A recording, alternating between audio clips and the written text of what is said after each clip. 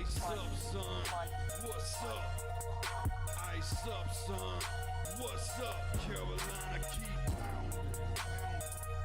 Carolina, keep pounding. The Panthers on a prowl will continue driving down the field to the red zone. We just got a first down and 10. Smitty on the loose, wide open Ted again. Stack 6 more on the board, looking like a win. With the 6-game winning streak, put them out their misery. Brady wanna cry when the ref threw the penalty. Panthers got a hot team, Patriots the enemy. Draw the first blood, different team than we used to be. Cam swerving through the traffic signal in a first down. Fans on their feet and the crowd getting really loud. Offense did a job off the field. There's the towel. Bank of America. Stadium is going down. Defense got him pushed back to the end zone. Hardy with the sack. That's a safety and we got the ball. Rushing on your shotgun. Staring at the barrel, y'all. All New England fans hear him saying that ain't fair. Ice up, son. What's up? Ice up, son. What's up? Carolina, keep pounding. Carolina, keep pounding. Ice up, son. What's up? Ice up, son. What's up? Carolina, keep pounding. Carolina, keep pounding. Better watch the linebacker, he can read you like a book. Run 40 yards just to tackle Luke. Got him shook, Tober like a tank. And D'Angelo with the fake. Stiff arm, out of bounds, 25 to game. Stewart back, healthy 3 lethal running backs. It's suicide, add the wide receivers, it's a rout. Secret weapon, make plays, Greg Olsen, make it happen. Keep pounding on these haters, we ain't playing John Madden. Legion of the hometown go boom. Force and fumbles, Panthers making sure the ball is loose. Jack move, Charles Johnson, yeah, he will come attack you. State of mind, mentally and physically, we pass you. Godfrey in the nickel back, and he making sure we're safe. Panthers on the prowl, we gon' come and elevate the state. Hard fought thriller, only 59 seconds left. Panther fans on the feet, heart beating out the chest. Ice up, son. What's up? Ice up, son. What's up? Carolina, keep pounding. Carolina, keep pounding. Ice up, son. What's up?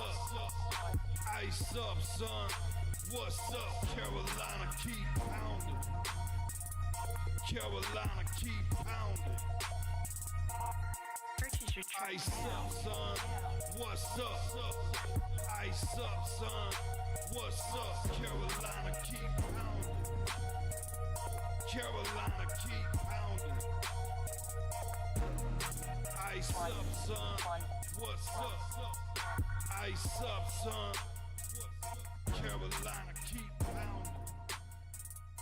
Carolina, keep pounding.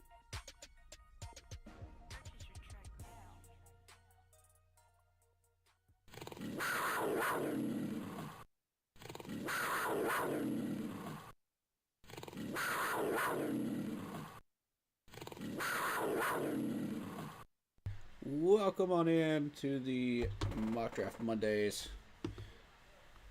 Stream number 16 for these mock drafts. And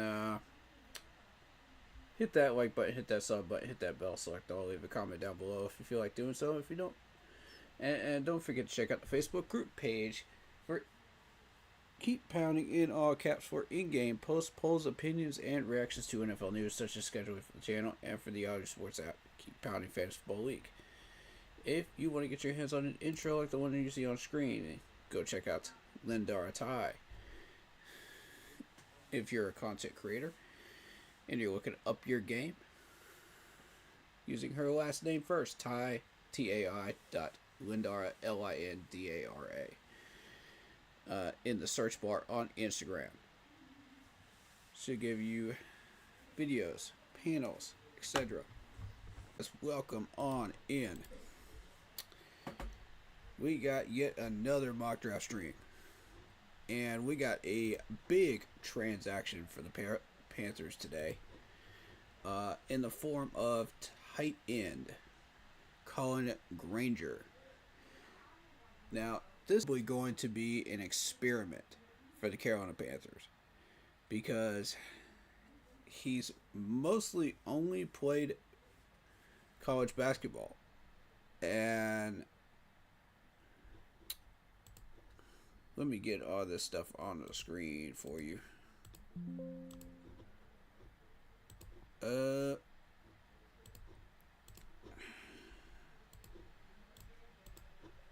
I'm not sure why we decided that this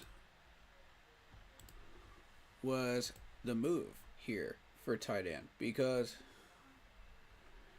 you're taking a big risk. The dude has never played tight end or NFL football, that we know of. But that is not uncommon for GMs to experiment with a player like that, and try to make him into a football player. So he has started 5 years as a center for the Ohio University. Played 2 years for the Bobcats, making his way to the Carolinas after 2 years at Western Carolina. Finished his year at Coastal Carolina.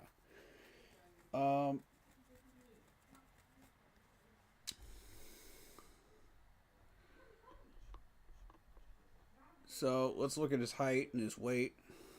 He's 6'8", 245 pounds. He averaged 52.3% in field goals and had 322 rebounds in his career, including 137 in his final season at Coastal Carolina. I don't follow college basketball as much as I should, but I do follow some of these stats, and it is significant enough to take a chance on a guy like this. That is the correct size for a tight end in the league. He would be a third stringer / practice squad guy. We're looking for the replacement for Ian Thomas, and beyond that in the depth chart. We've got our first two, We're happy with Brooks. We're happy with Tommy Tremble. So now we're looking at a replacement for Ian Thomas. I'm just not so sure that this is the move, because we had let me check the free agent list, because last I checked, I'm checking to see if no, I need over the cap.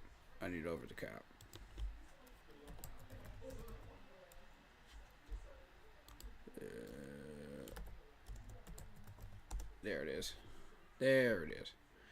All right.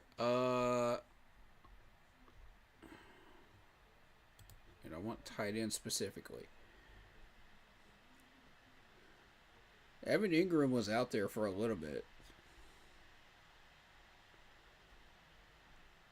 I mean, if you were looking to move people down in the depth chart and have a solid 1, 2, 3 depth chart for tight end, Evan Ingram was affordable. 11.5 is a little high, but I mean, the Broncos are willing to put extra money into players like that, and they've really been struggling over the past few years. So, but I'm going to also point out the fact that Zach Ertz was out there for 6.2, and the Commanders re-signed him. And that frustrated me because I was hoping that he would be out there. So let's see what else we've got here. Hayden Hurst is out there for 1.1, you know, and I would not be opposed to bringing him back as a third stringer. You know, maybe he could work his way up to second. You know, he's got a lot of juice in the tank still. Even at 32, and I would take a chance on that. And I noticed that they made Zylstra a tight end. Zylstra was a wide receiver when he first came in. So we were testing him out, and he didn't quite make the grade because we had a lot of wide receivers at the time, and he just ended up being a tight end. So it was 1.1 million for him. You know, so Lions re-signed him. And I mean, if the Lions are willing to take a chance and make a move there, there's got to be something there. You know what I mean? Stephen Sullivan, I would not be opposed to Stephen Sullivan coming back, but I mean 302K, you know, 302.4K is cheap. Cheap. Here's it. You got. I mean, you could use a draft pick and get a third tight end, a late round. So there's positives and negatives to this move, but it's a risky one on the part of Dan Morgan here. I love all of the moves that he's done so far. I think that everything that we've put together so far in this offseason makes sense, you know. Felipe Franks went to the Falcons. So, I mean, if you're looking to bring him back, you can't.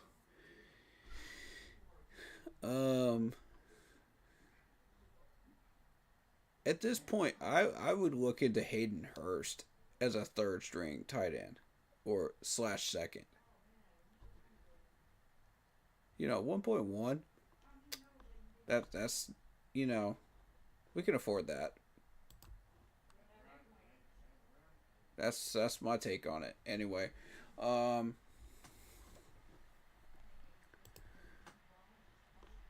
so there was a rumor that we might be looking into Trey Hendrickson of the Bengals at defensive end.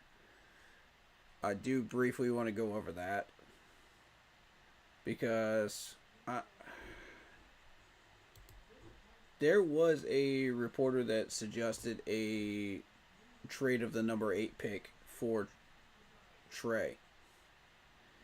And I'm going to be real with you. No. First of all, I don't think this is a good idea. $20 million per year, first of all. And, you know, then you're talking guaranteed money, you know, on top of that.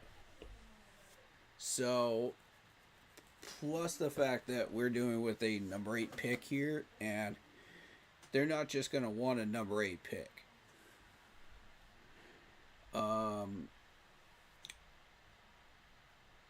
Every time we tried to make a trade with the Bengals this offseason, it has not gone well. So they're going to keep upping the value. I do like Trey. Don't get me wrong, I do like Trey a lot, but we are going to be stretched thin in cap room this year. And that's even with the cap increase. You know, because you still have to put in about 10 to 15 into rookie contracts. You still have to put in $6 to $7 million, you know, for roster moves throughout the year. You know, with injuries and stuff like that. So, and we're done with re-signings now. So, everything else is free agent money. I mean, do we really have that kind of cap room to be putting $20 million into a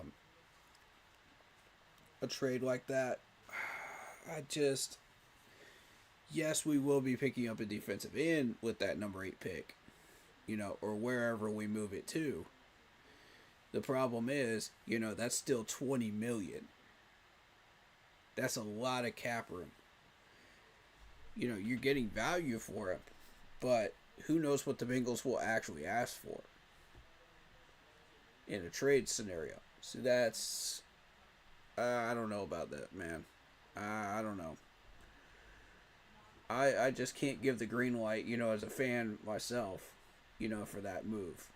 But, Dan Morgan is Dan Morgan and Dave is Dave. So if they wish to go that direction, that's their choice. It's their team. So, but I can't give the seal of approval on that one from here, from our crew. I would still recommend Jonathan Agnew.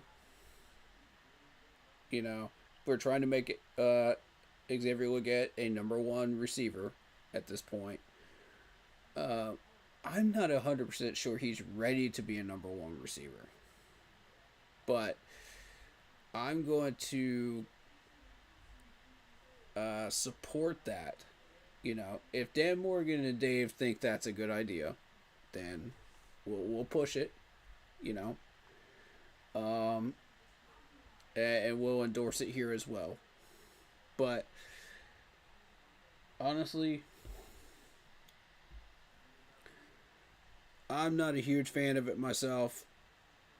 I think that we do have Adam Thielen for however long he's still here. So you could still make him a number 1, but I don't think he's number 1 quality. So realistically, when you have that debate, it comes down to how these wide receivers are used. And what you value as a number 1 wide receiver on a team. Some people don't value it as strongly. Others think that they should be like a T. Higgins type, or a name your favorite big star Pro Bowl wide receiver, that you really like. So it's really a wide range from what I've been seeing on YouTube, as far as the platforms and YouTube channels and everything else. So people have different opinions on it, and it's totally understandable and respectable,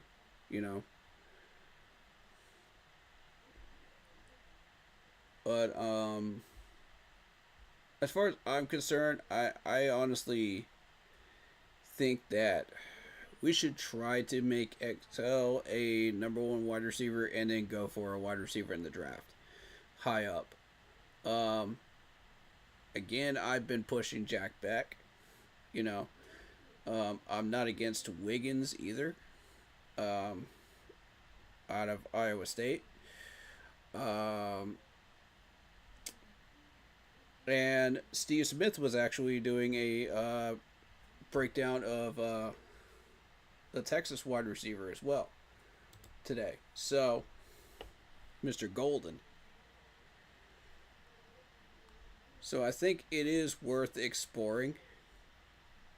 And there's also another thing to explore today too. When we get into mocks, is there was a suggestion that we should move up to 2 and get Abdul Carter. I don't know. No. Here's the thing. There's no guarantee the Giants won't go Cam Ward, first of all, because we don't know what the Giants are going to do. We know they need a quarterback. That's for sure. They moved on from Daniel Jones. But the thing is, are they going to go for Cam Ward, or are they going to, are they going to branch out maybe and try to get Shedeur Sanders? You don't know. It's up in the air. really. And it'll be up to the Giants' new GM, to decide what are we doing. Um, because everything the Giants have been doing so far has just been absolutely trash as of lately. So, um, except for the Brian Burns move, you know, I'll give him the Brian Burns trade, but everything else, mm, you know, and that's what's landed them on the bottom. They're not spending the money. They're not making the moves that they need to do in order to move up. So, that's why they're sitting at number 2 again. Top 5 again. So, honestly,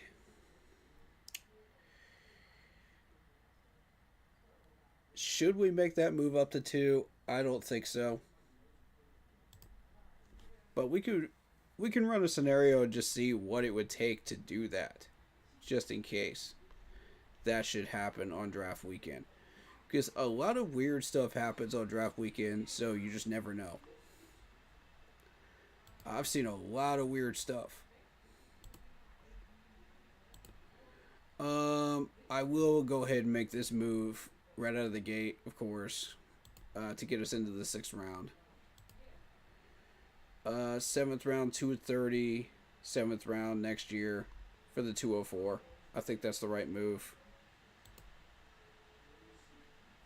Yeah, I still believe that's the right move. I know no GM in the NFL is going to make that move, but it's something that I would do if I was a GM. Is get us into the 6th round. So let's see what it would take, hypothetically, to get us up to number 2, right? With the Giants. What do they want? Actually, number 3, my mistake. What would it take? So it would take a 2nd rounder. It would definitely take a 3rd rounder, a 4th rounder. So you're talking the number 8 pick, the 57th, the 74, and the 111 just to get up to number 3. That's just this year's picks. So you're talking a 1st and 2 seconds here in order to move up to 3. That's a lot of firepower weaponry in these picks here, and it's a really bad idea. It's a really bad idea because there's a lot of talent and weaponry in the 2nd round in both this year and next year coming up too. I just don't think this is the right thing to do. And I mean, you're talking Abdul Carter. Is he that much more of a quality pick than Juwan Walker? To where you would want to make that move? I can't. No. I can't do it myself. If I was a GM, I wouldn't be able to do it. But, again, I'm not Dan Morgan. I'm not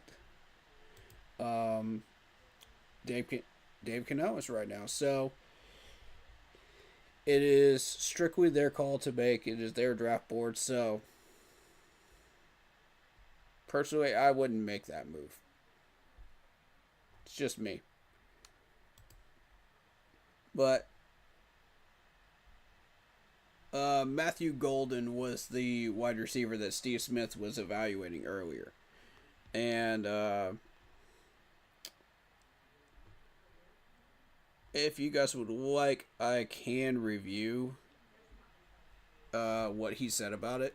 I can react to that. That's up to you. Or I could just do mocks.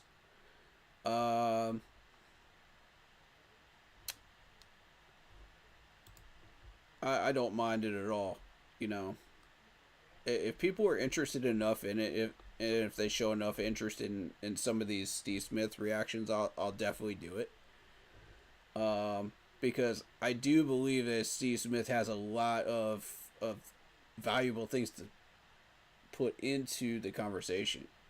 You know, as far as like drafting a wide receiver.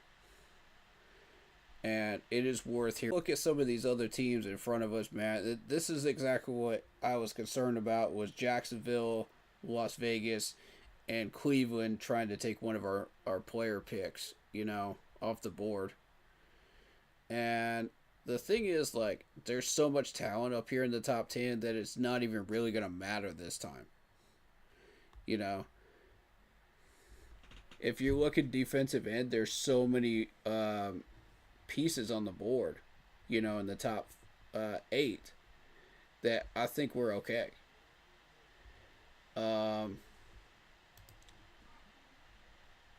know, I'll show you what I mean. You know, even if you can't get Abdul Carter, which is there's a very, very good chance we're not going to. You know, you still got Jelon Walker, who we met with. You still got Mikael Williams, who we met with. I don't think we spent a visit on Shamar Stewart. I don't think so. Or Mike Green. But Mike Green is like one of the people that a lot of Panther fans are saying we should not undervalue, which is true. Very true. I personally liked James Pierce Jr.'s combine myself, but you know, the combine doesn't necessarily mean that you're going to translate that into the NFL. You know, we've seen some of these combine workouts turn into busts too. So it can go either way. So it just depends on, again, how you're using the player, what you're going to do with them. There's so many factors involved. So I personally have started looking at Donovan from Boston College, and we had success with Luke Kuechly from Boston College, so I'm not against diving back into that pool, you know, and coming out a winner with Donovan, you know, if we decide we want to trade back. That would not kill us at all. You know, I think Donovan would definitely add a lot of athleticism and electricity, you know, on the D line, which we really, really do need. And I know that's a really weird way to describe it, but that's if you prefer the term energy, that's fine too. But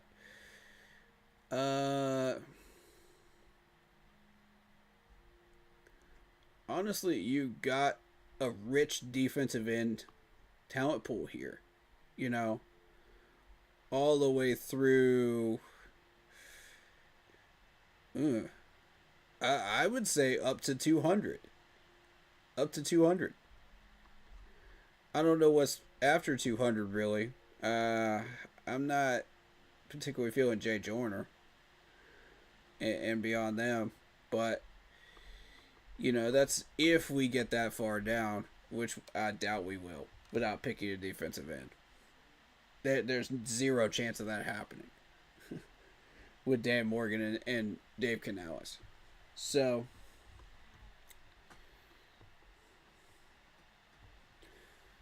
now this 74 pick, as I've said before, I'm high on Jack Beck. If Jack Beck is not there at 57, then we need to move that 57 down a little bit and pick up something in between 74 and 111. Because there's some talent in between there that we cannot miss on. You know, in my opinion anyway. It gives us that leeway and that freedom to go after something big, you know. I'm also not opposed to moving that 114 down too. I've seen a handful of mock drafts where the 114 can move down. And you can pick up something in between that 114 and 140 if you're smart about it.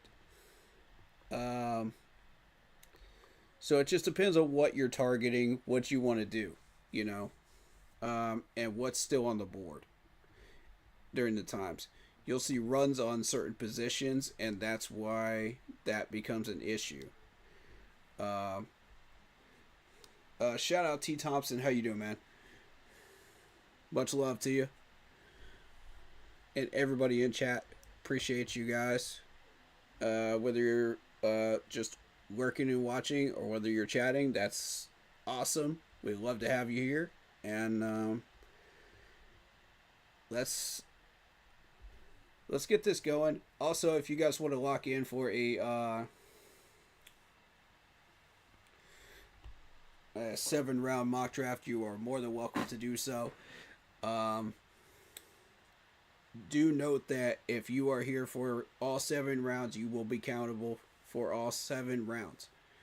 So, we do have a time clock on these picks because we got to keep the content moving, of course.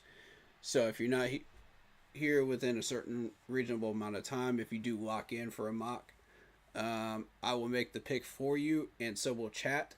So, and then, but you will be able to rejoin. That is how we're going to roll with that. So if you're interested in locking in for one of those, we do have scheduled streams with mock draft streams now. This month we're going to be running about 3 streams a week with mock drafts now because of how intense this month is. So I highly suggest locking in if you're interested in doing that. You'll have full control of the board, full control of trades, full control of whatever moves you want to make with this mock draft database simulator. Plus you'll have the advantage of me being able to look up players for you and give you my insights as well. So you'll have that as an extra bonus, you know. And anybody in chat can do it that same thing as well. If you're looking up players, I highly recommend NFLDraftBuzz.com. You get a lot of different things in the scouting reports. Let's just take a look at Travis Hunter, for example. You got all those stats up here. You've got his 40 time, your position, your player rating, where he's from, the height, the weight. I mean, this is just really in depth. You've got the measurables in a color format. You've got the tackling and percentages. I really like that. You've got ratings from ESPN, 24/7 Sports, Rivals.com, and then you've got the 3 player comparisons. So, very, very useful tool. You got the bio, you got the strengths in bullet form, weaknesses in bullet form, summary, and then if you're familiar with the older Madden games and how players were scouted and stuff like that, you'll have a web chart for these players, and I think it's very, very good just in general. And you'll see like the change in the position rank as well down here with this. So, just a very, very great interactive tool that we use here on this channel to evaluate players. I love it personally. Alright, so let's get into it. So, Browns take Abdul Carter. We have been granted a trade offer to go down to 13. I do like the 48. I can't really do much with the 7th rounders. I do like the 2nd rounder and the 5th rounder for next year, but I'd rather have picks for this year if I'm going to trade down.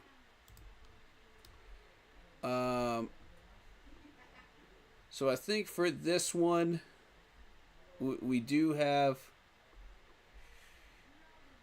Yeah, but you get a lot of nonsense trades as well, and that's not even a realistic one, to be honest.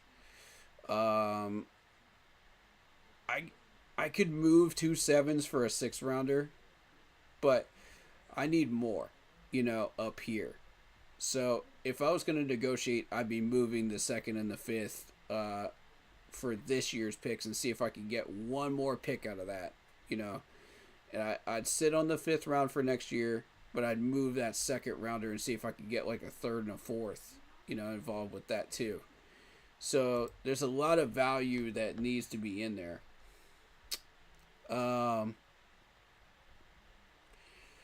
I mean, are you going to trade all of that for Joel Walker?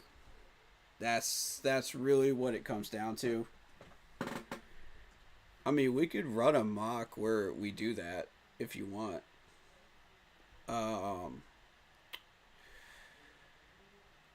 I'd be down for it. Just to change things up. You got linebacker, you got... Okay. So you would take that trade. Okay. Let's take it and see what happens. Let's take it and see what happens. We go down to 13. Joel Walker off the board. And then the Chiefs want us to move down into the third round. No. No, we need to pick a player here. And Mikael Williams is still here. So, my thought process is, you do have Mike Green, you do have Starks, you do have Mike Emery, and you do have Kenneth Grant sitting here. I don't think going for a linebacker this early is a good idea. Or a corner is a good idea. However, that is Will Johnson, though. So, tempting.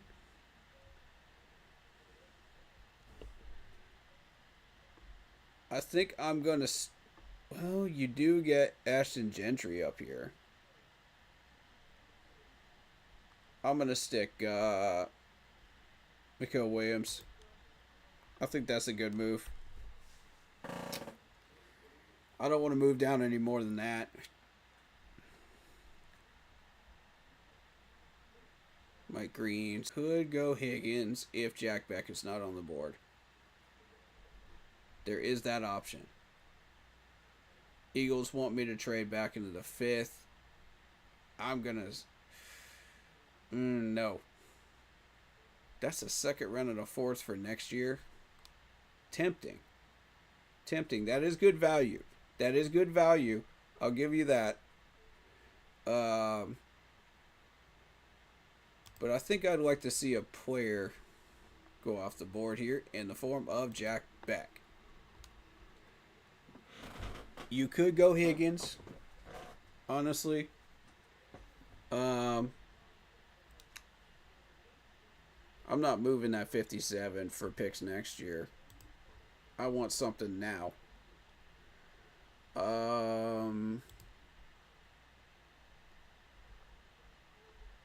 Charles Grant's still there. Cameron Williams is still there. I like Cameron Williams right here, to be honest. Let's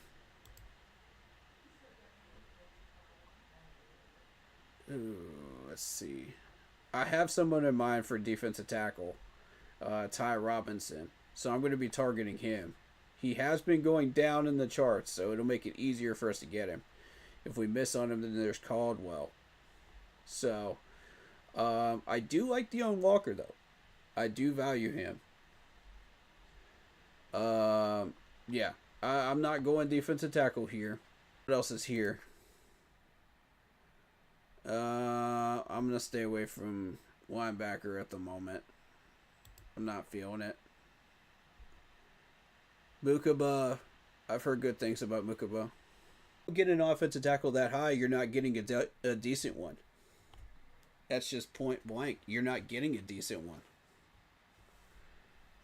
You know, that's always how that's been. We got lucky with Brady Christensen and Cade Mays. I don't know how they were still on the board during the third and fourth when we. So if I was going to go defensive tackle here, who would you go with? Because I'm not high on Williams or TJ here, but honestly, the best defensive tackle you're going to start getting is Deone Walker here. That fits what we do.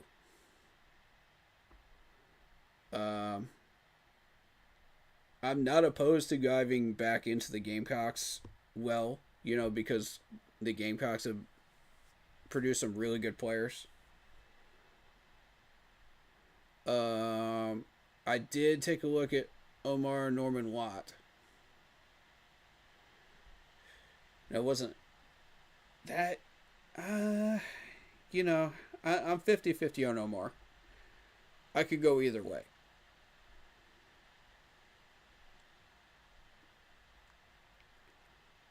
So I'll tell you what.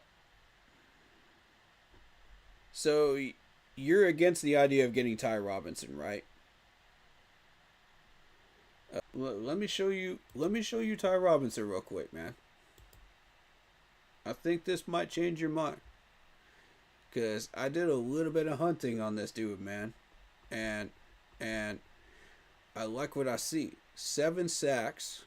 He has a good number of solo tackles. He does have a forced fumble.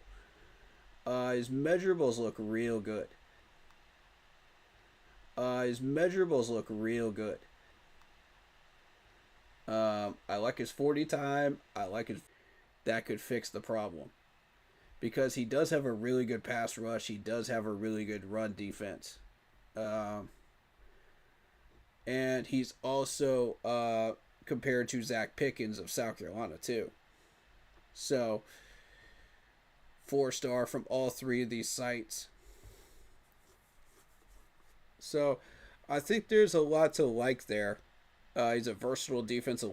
We might want to go a higher defensive tackle than that. I agree with you. I agree. Tyreek Williams might be the one. Let me see about Tyreek. Let me make sure I get that spelling correct. Tyreek. Okay.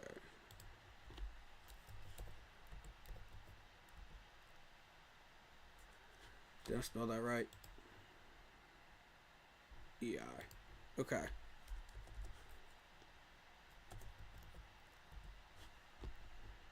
Yeah, we got the 40 time in the weight. And the hands. They don't like his arm span. Which is interesting. 70, 70, and a 93 here. Which, I mean, run defense is what this man does. For sure, that's what he does. They compared him to Jordan Jefferson, Devontae Wyatt, and Ruka Rororo.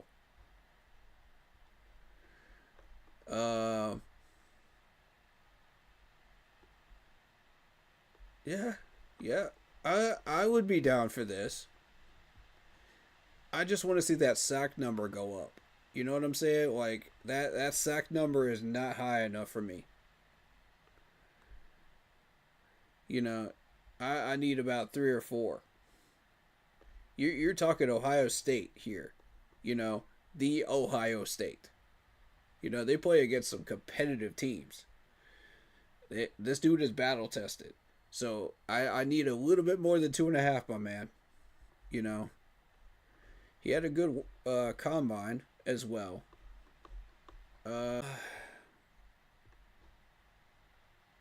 Okay. So we do have a scouting report. Let's check that out. I like to dive deep, man. I like to find all kinds of stuff. 6'3", 327. Okay. Just to their running lanes, offensive control. Direction he wants to push back. Physical tools are certainly there for Williams to make an impact as an interior pass rusher, but the production simply hasn't materialized.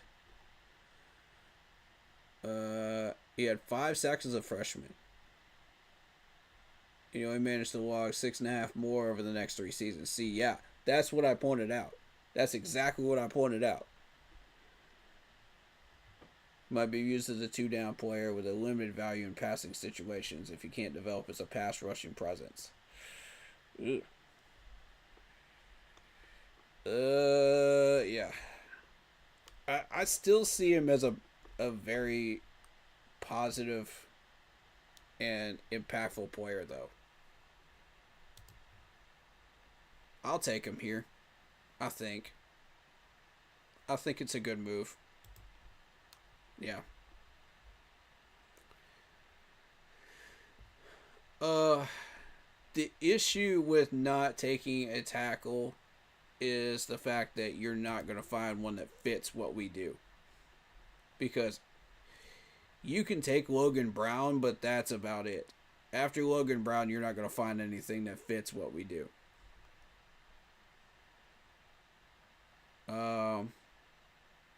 You might get lucky and find a hidden gem in there, but that's Dan Morgan. If Dan Morgan wants to jump on that and do that, that's up to him. You know, I'm not going to be argumentative against it, but, you know, that's just how I feel about it. Nah, I'm not moving the 74 for picks next year. I want something here now. Wyatt's still here. Because we didn't target Ty Robinson, we can now use that 74 for something else. I personally recommend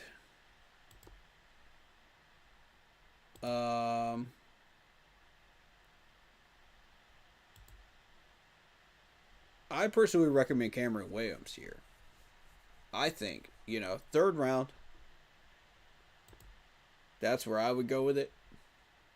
You picked up your defensive tackle. You picked up your edge rusher. Linebacker would be next at 111, potentially. I've got Stutzman that I like. Do vouch for Barrett Carter. I think that he would become a very, very big presence in our defense. And he would become a future field general on our defense. But you have to develop him properly. And I'm not sure that Evero knows how to do that.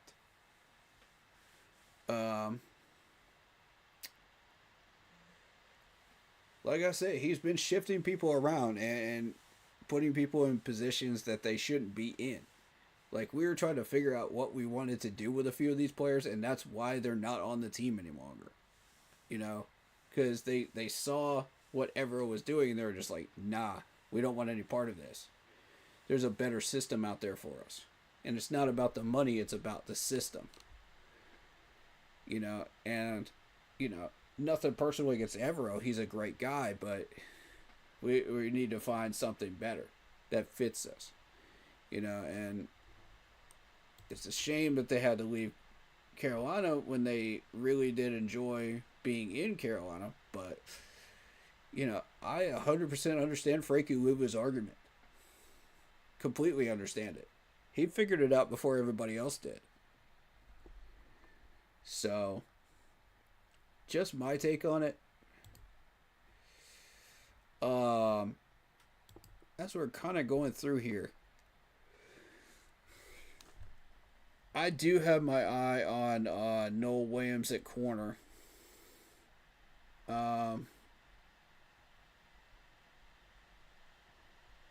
I would not be opposed to Jason Marshall Jr. because I've heard good things about Jason Marshall Jr. But he's not necessarily what we're looking for. Noel Williams fits what we're looking for, as a number 3 corner. That way you can keep Chow Smith Wade at nickel You go for Jalen Smith as a depth piece to help him out. That's my take on it. I know some people aren't as big on Jalen Smith, but that's just what I think that should be done. Anyway, yeah. You can either go Charles Grant at guard here, or you can go Cameron Williams or Wyatt Millum. You have a choice at 74. If you're going offensive lineman, you're locked in with a offensive lineman with this.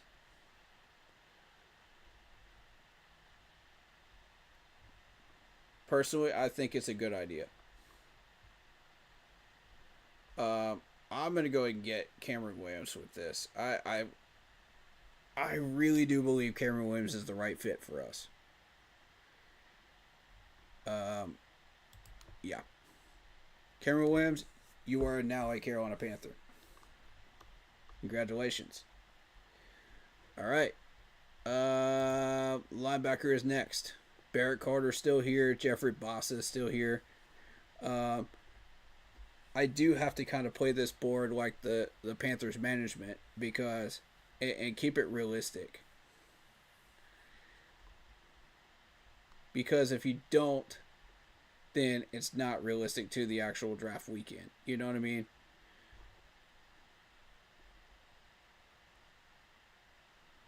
Well, this is interesting. Okay, 119, and I gain a 7th and a 6th. Interesting. 197. Okay. So we cycle back around. A future 7th rounder for this draft and a 6th. We could do a lot with the 6th rounder. I'm not going to lie to you.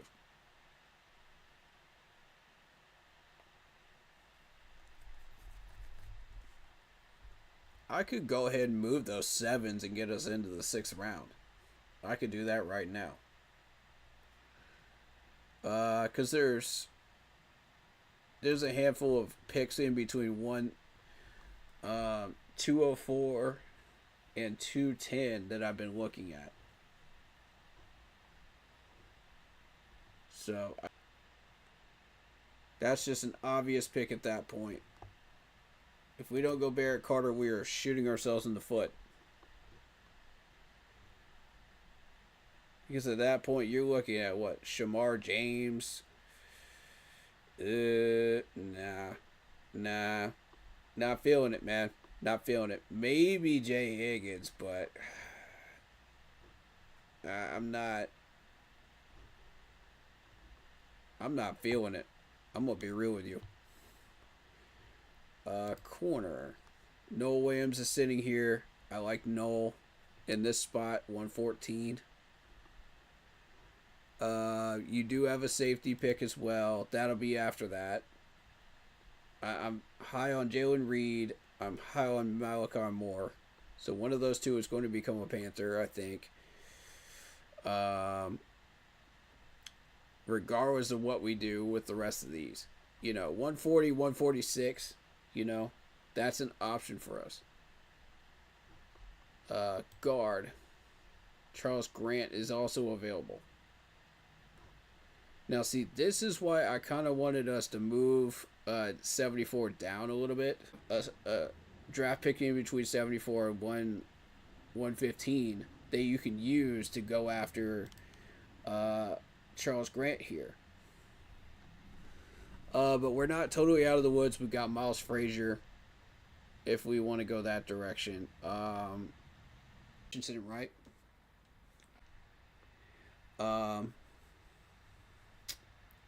But I think this 114 is between Charles Grant and Noel Williams here. I feel like what can we do at guard once Charles Grant is gone?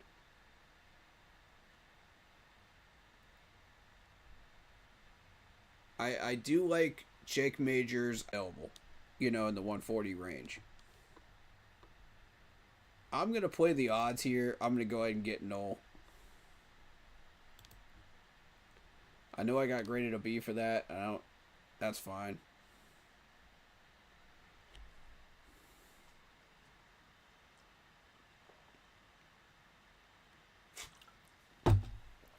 Yeah. I had a feeling Grant was going to go off the board. That's understandable.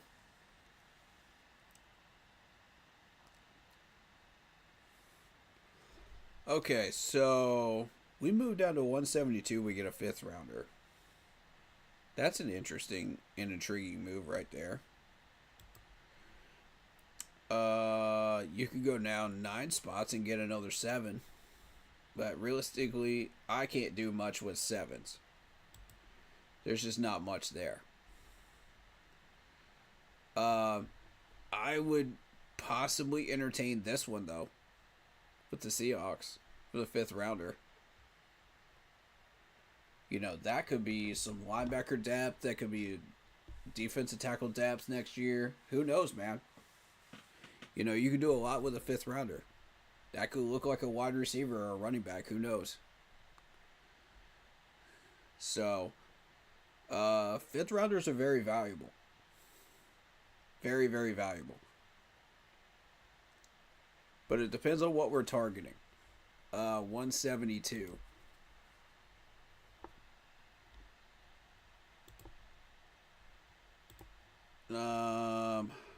We do have.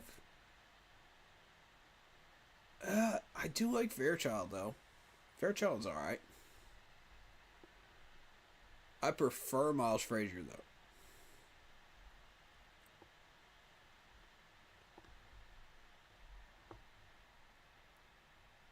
I think that. Oh, safety. You're looking at Billy Bowman. Dang, they took both my safeties off the board. Well, in that case, Billy Bowman. Shoot.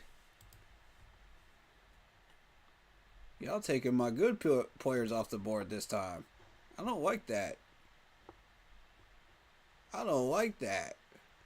That's dirty.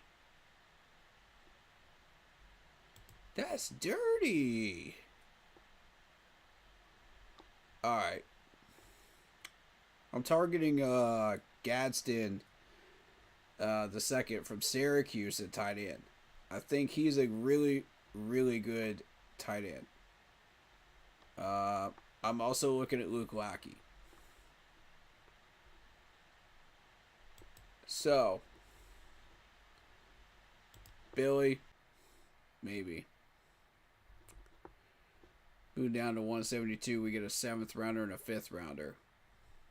Seattle's trying to play ball right now. See, I'm more interested in Seattle at this point. That 5th is still on the board for us. You know, do we want to push that 5th at this point? I can't do much with the 7th, but I'm interested in the 5th. Yeah, very much interested in the 5th.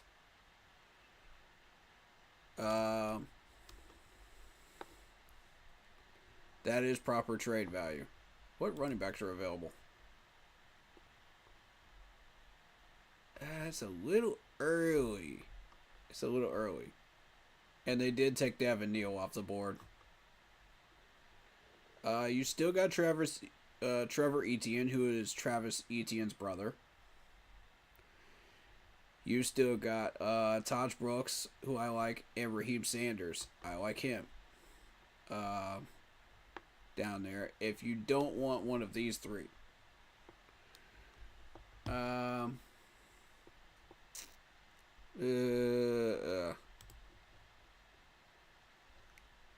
I think we can afford to sit our running back for a minute. And due to the fact that I'm going after Gadsden, we can afford to sit on tight end for a minute. So I think guard is the move here at 146. 163 should give us an opportunity to grab Gadsden without too much of a reach, I think. I think so. I mean, I've been graded a C grade for Gadsden, and I disagree with it. I completely disagree with it. But, I mean, Trevor Etienne could possibly be there at 163. So I'm kind of weighing my options here. A little bit more info on Miles Frazier before I can say yay or nay here.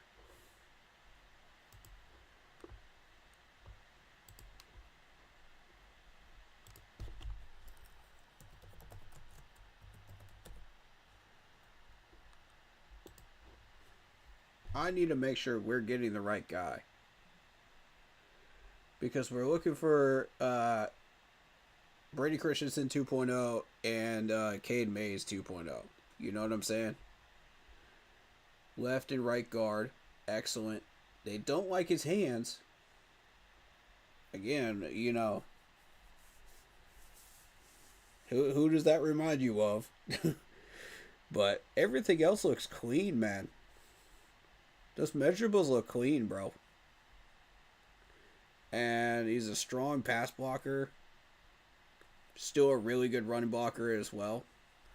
But he would be an excellent addition to our depth, in my opinion.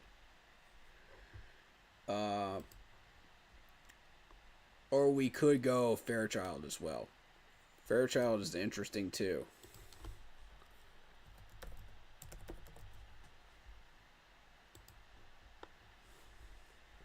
So with Fairchild, you're looking at a 6'5", 318. But he strictly plays left guard. His measurables are better.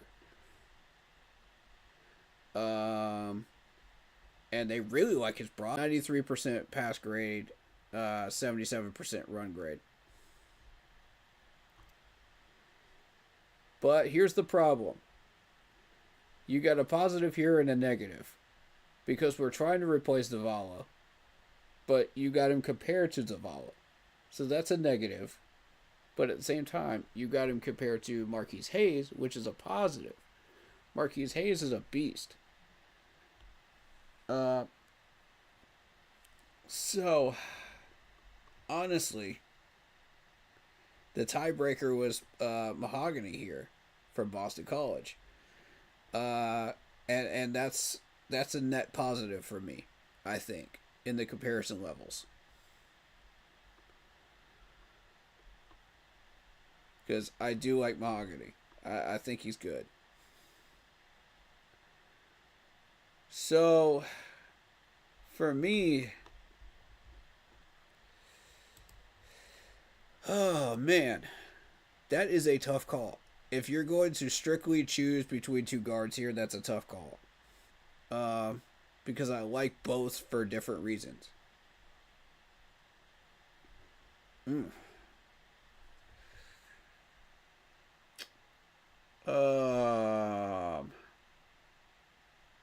I like the versatility of Miles Frazier, though.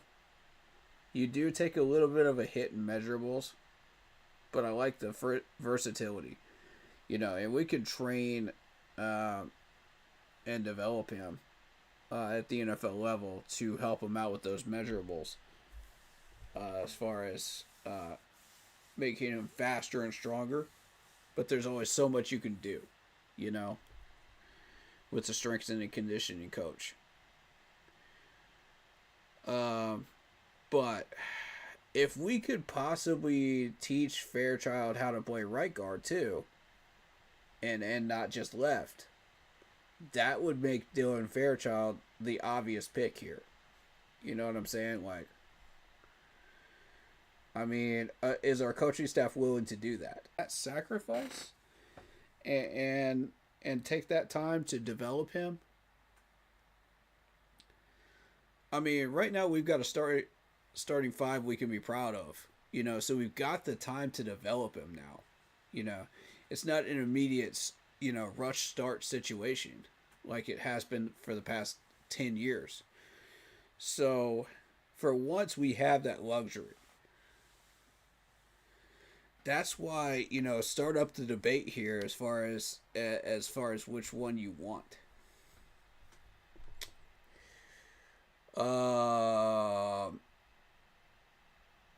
I'm going to go ahead and go under the assumption that we train this dude up to play left and right guard. I'm going with it. Let's get him. I like the move. Bears got Frazier.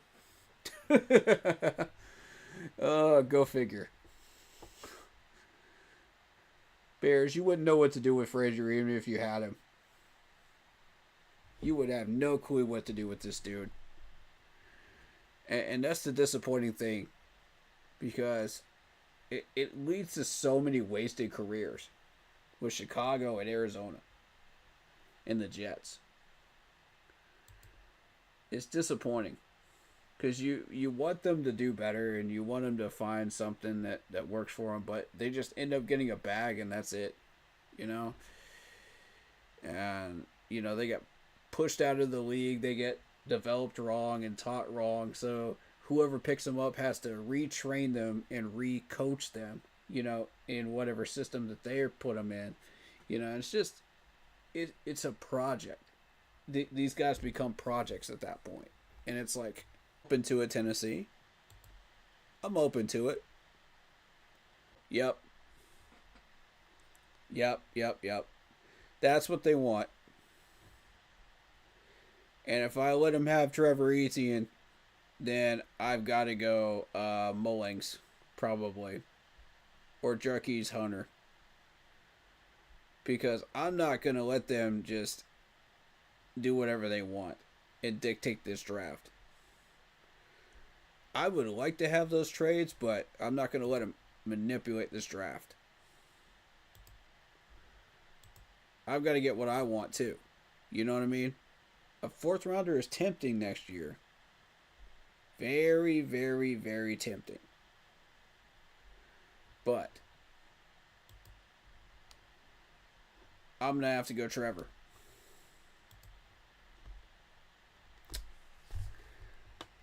Yeah.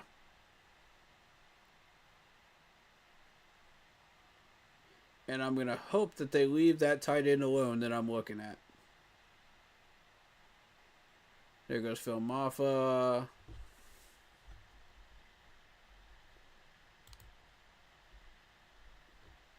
So far, so good.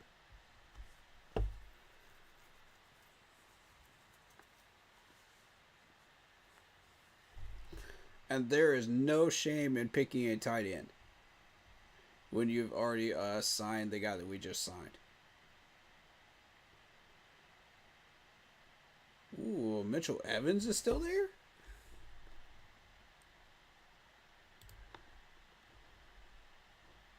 That's very rare when Mitchell Evans is still there. I'm tempted. I'm not going to lie.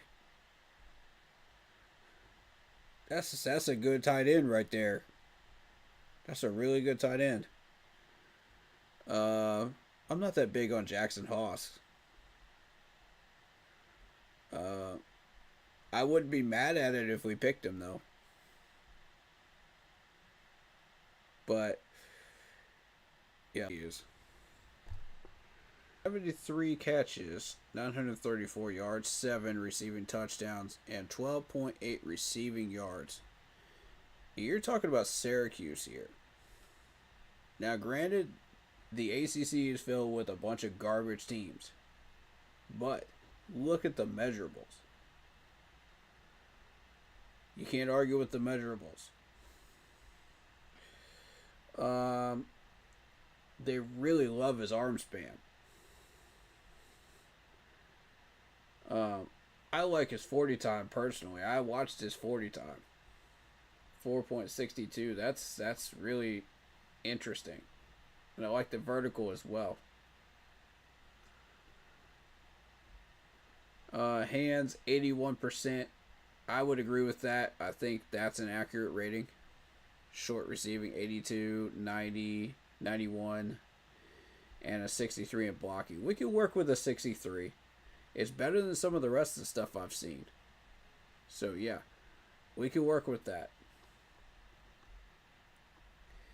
I really do think, and they compare him to Tanner McCowan and Jared Wiley, Jake Ferguson, and if some of you don't remember, I had Jared Wiley on a few of my mock drafts when he was draftable.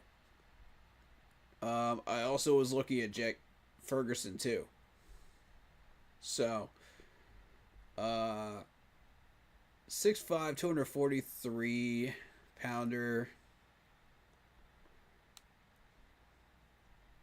Yeah, definitely natural hands catcher, snatches the ball with authority and confidence. Showing remarkable consistency in traffic situations. Yes, I have actually seen that when I was watching him catch passes during games last year.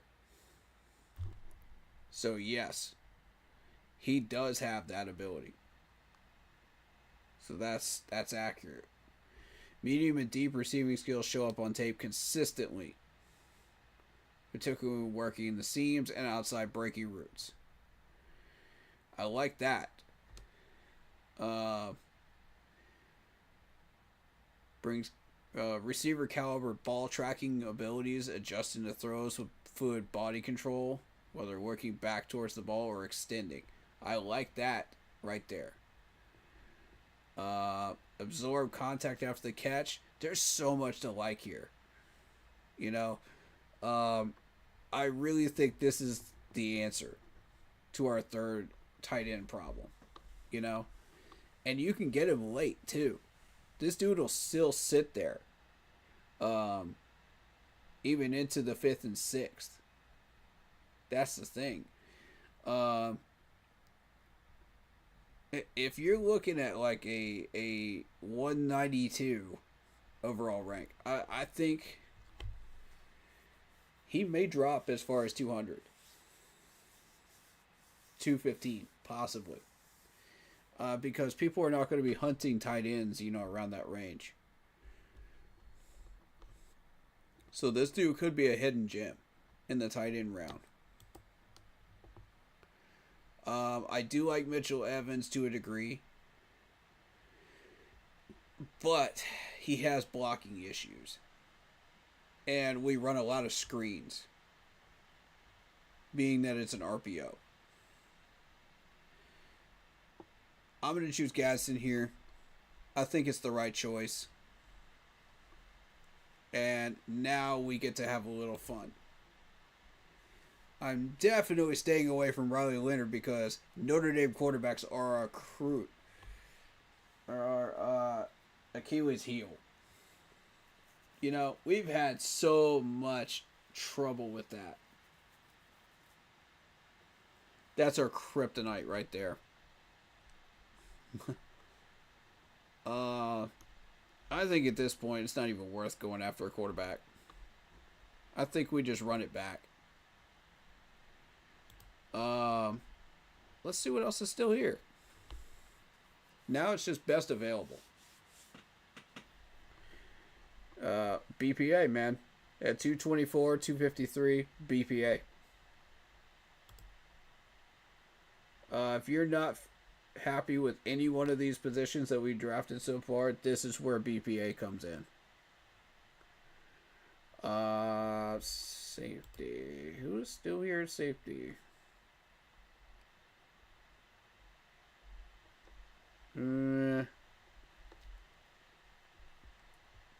Nah. We could go Camion Rucker here. We could. Fidel Diggs. Ty Hamilton.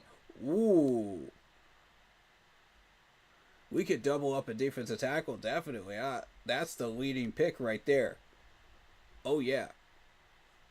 Oh, yeah. I like Dellinger, but, we've already got our guard. We're good there. We're happy at tackle. We're happy at guard. I'm happy at wide receiver. I like Dak Beck. There's still Arian Smith down here, if you're feeling it, but there ain't much. There ain't much at this point. Running backs, you could go Josh Brooks if you really wanted to. I mean, I'm probably going to use the last pick on Jalen Smith, if he's still there. If he isn't, then Fortune.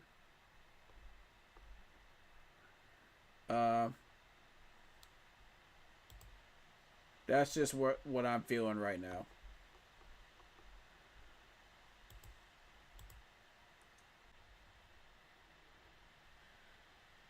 That is criminal if you let that happen, man.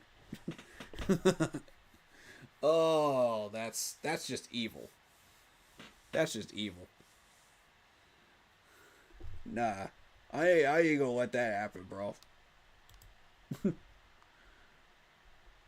I can't, dude. Not in all good conscience. Not when we need defense tackles bad. Okay.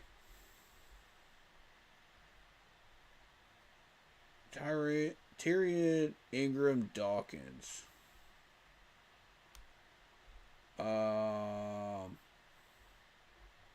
We could look into another pass rusher here. I think that might be the move. We still need some defensive end help, that's for sure.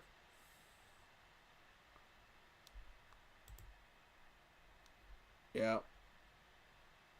I figured he would be gone. Yep. That's fine. At this point, that's fine. They want me to draft Luke Lackey. I've already got a tight end, man. I'm happy with Gaston.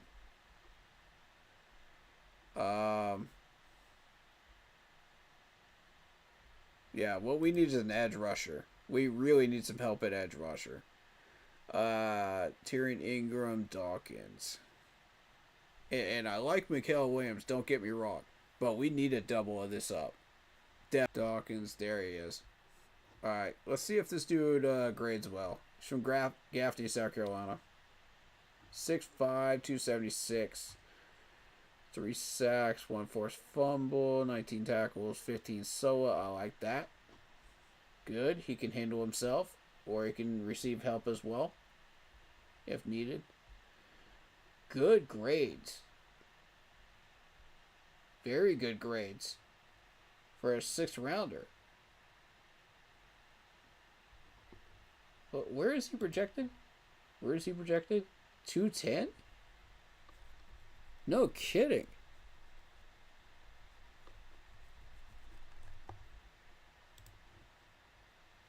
Huh. Nice 40 time. I like the vertical and I like the broad. Very nice 3-cone. Okay. I like this. Oh, the 37 tackling, though. Ouch.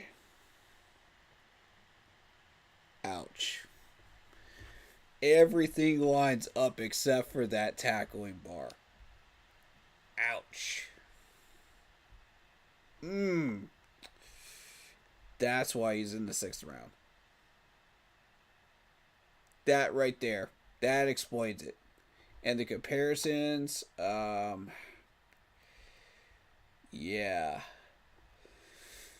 If he had worked on his tackling, man, I guarantee you those comparisons would be a little bit different. They'd be a little bit better. And those measurables would definitely put him into the 4th or 5th round. Definitely.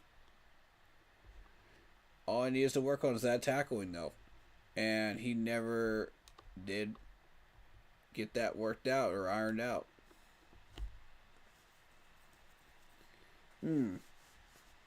I mean, I like the grading system, but if you can't tackle, that's a deal breaker for me. You got to be able to tackle on this defense. That has been one of our number one pet peeves last year, was the lack of tackling and the lack of proper technique. Colin Oliver, let's check you out. I'm gonna put that right there.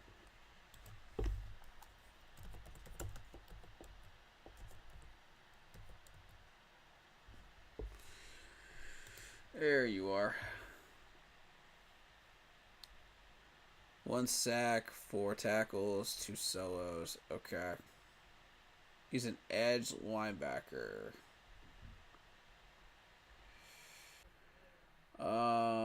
Good tackling percentage there. Everything seems to line up. McHampton. Okay.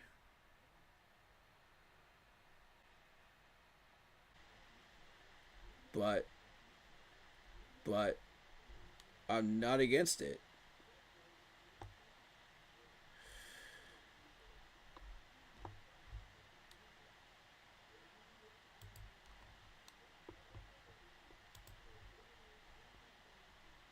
Let's see.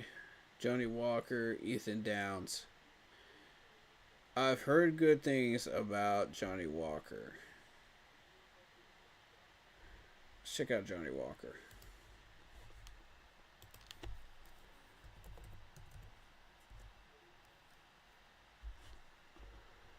Is it 2 H's or just one?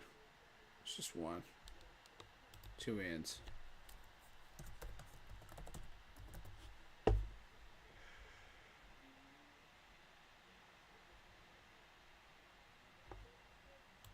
Johnny Walker's from Missouri. Gotcha.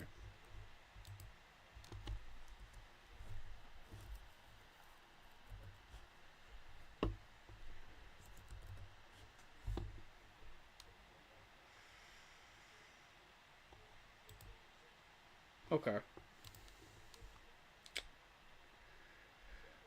I think I made my decision. I'm gonna.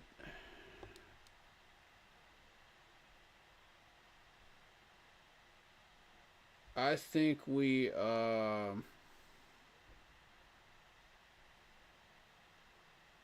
can we fix the tackling techniques of Tyrion Ingram Dawkins? Is it possible with our coaching staff?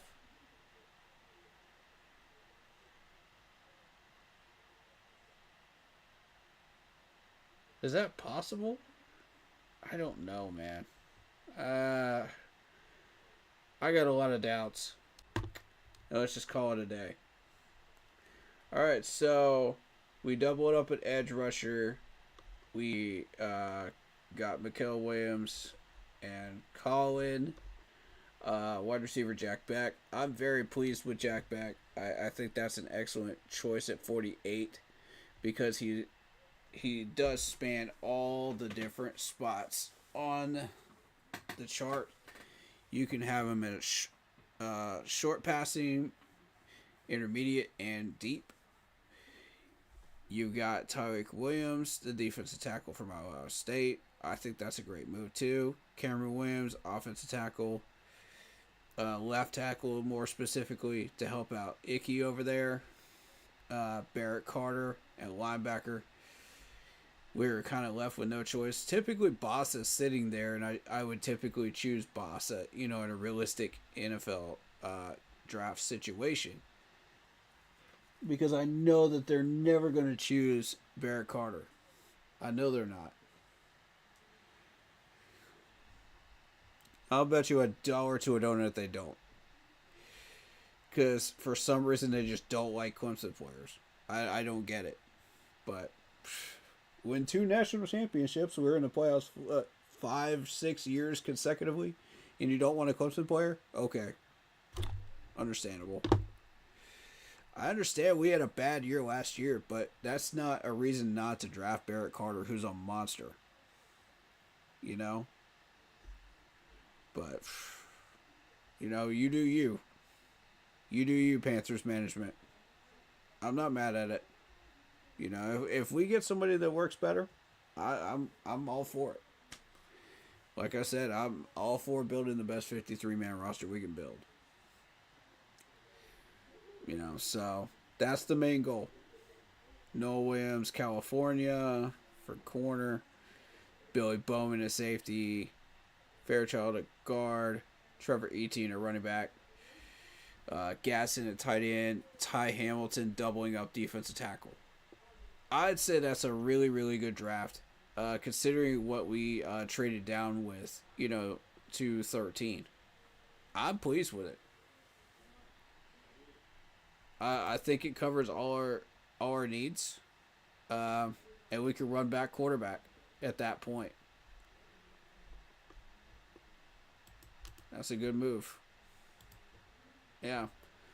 I do suggest opening the phone lines. Definitely for trades. For trade downs. Because we're going to get some good stuff out of it. No. That's not the one. I need... Dope. Stop. Stop moving. There it is. Let my team analyze that. Alright.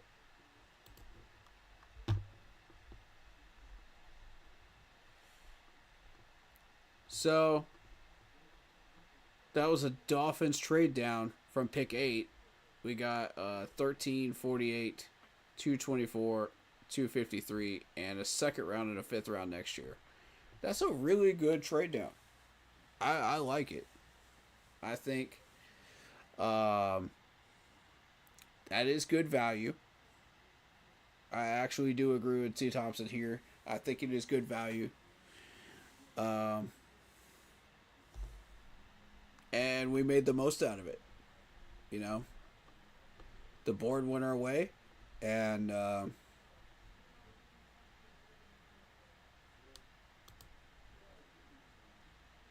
that was really good. So let's run another one.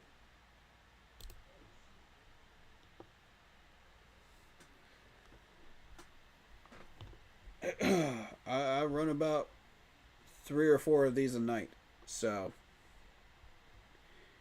you know, again, if you guys want to lock in for a 7 round draft, you know, let me know. All 7 rounds now. Keep that in mind.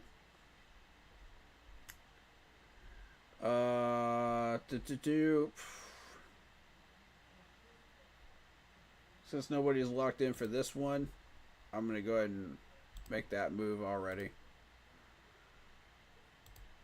Dallas has the 204. We can't go any higher than the 204. I've tried to do that. And I was not able to go past the 204 mark. So we're back into the 6th round. Cool. Alright. No. I don't want to move down to the 4th round. No. Nope. We're just going to have... Ooh, Abdul Carter. Okay. So there is the opportunity...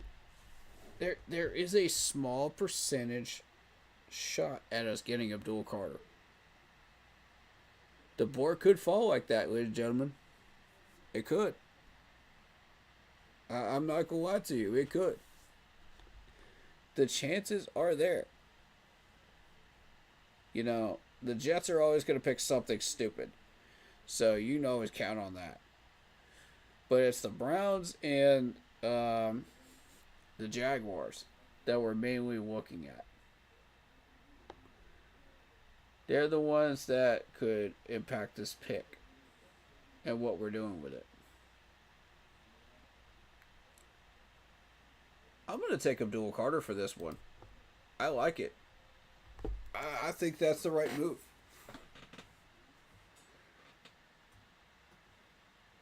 And there's Nicky Mawari.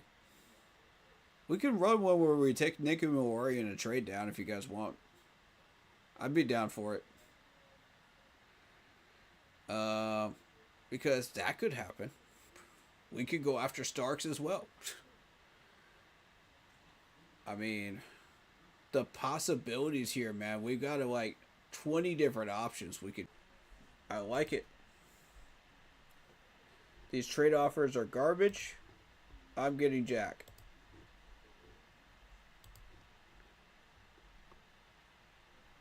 At that point, that is obvious that should be the pick. Okay, Grant's off the board. They reached on Grant.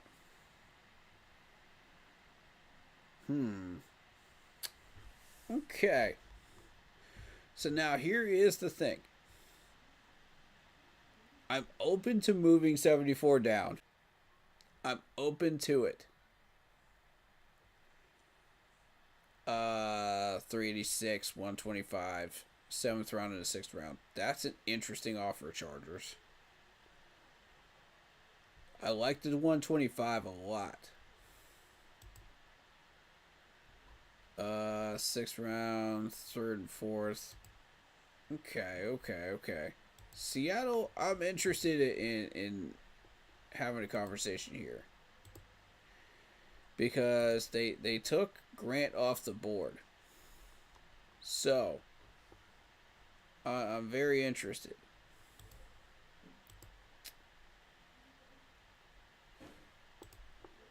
Let's see what we can do here.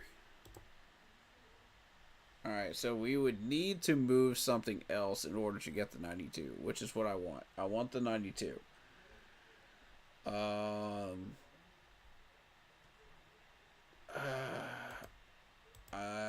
I would be interested in moving maybe. Oh, you gotta move a 3rd? Somewhere between a 3rd or a 4th.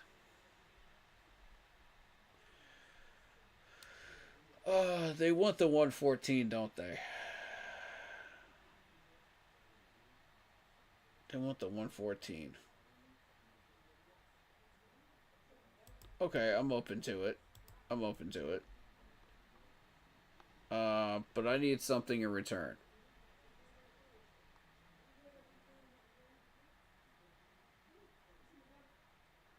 I want your 137. If we're doing this, I want their 137. Shoot. Okay.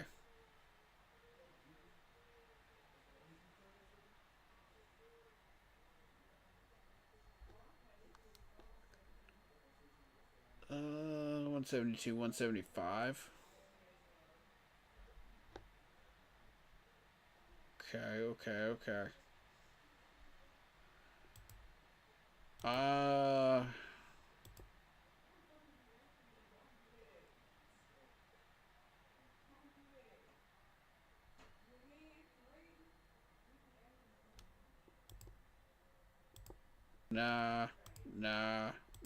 This is turning into a circus now.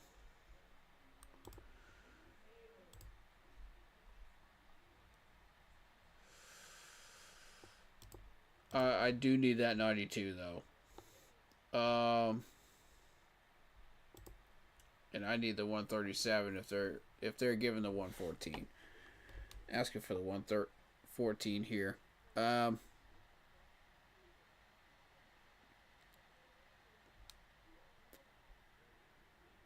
Tell you what.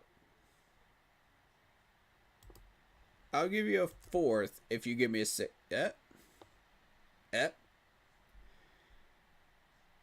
The 7th rounder is too much. Okay. We're getting something here. We're getting a deal here. Hold up. Hold up.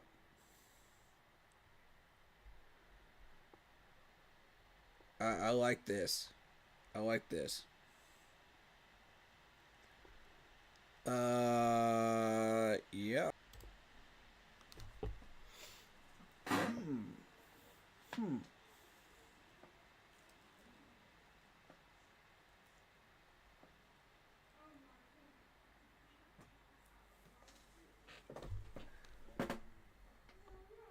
That's an interesting.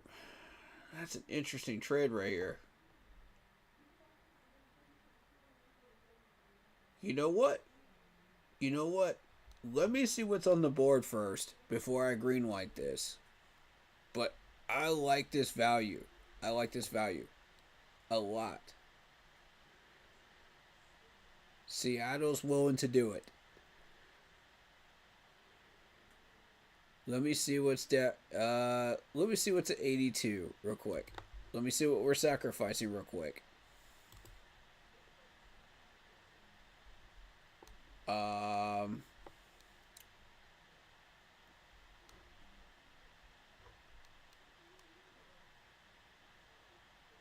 I'll go Deone Walker. I'll go Deone Walker. If we're moving down there, I'll pick Walker.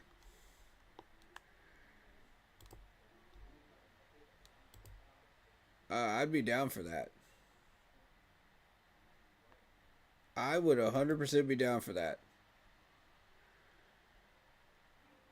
Hmm.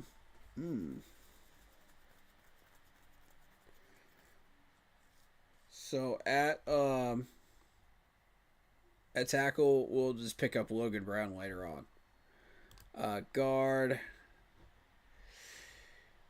you know, best available. We'll probably get Fairchild again down here, or Miles Frazier sitting there. So there's 3 Georgia guards right here.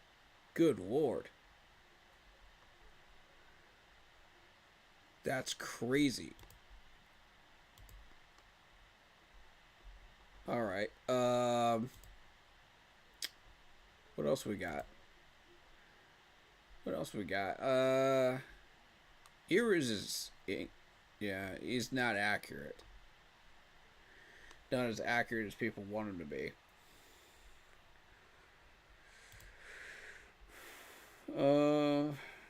Jack Sawyer. Jack Sawyer. Okay. So they're recommending Jack Sawyer. Interesting. Taylor, Wyatt, Trey Harris. Okay. Okay. I'm just getting an idea of what's here. Okay. I think, yeah. Let's make the trade. Let's make the trade. Done. That's an excellent value, and we're about to get something really nice out of this. Oh, they took Walker. They took Walker. Okay. We could get a 129 and a 183 out of this. That's an interesting value. No, Washington, I'm not interested in picks next year. No, we're not moving into the 6th round. Baltimore, interesting.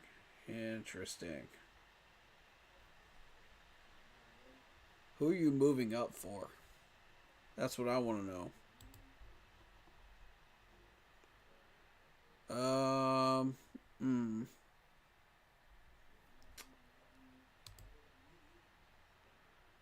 They might be moving up for a guard here. They sense an opportunity, I think, to grab something. It could be Bond or Trey Harris here.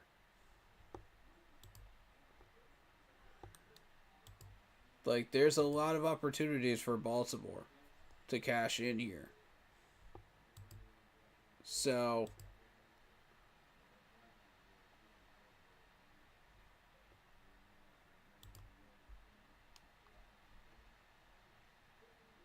I think I'm gonna sit at defense tackle and get Ty Robinson in a bit. But main focus right now is going to be making sure that we cash in on this one and get somebody really good. I'm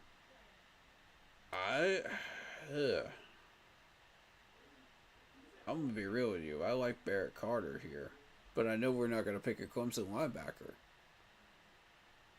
That's the problem.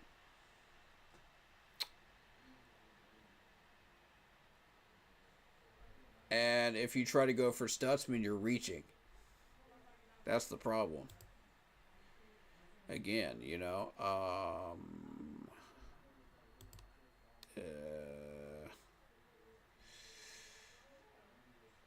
Uh,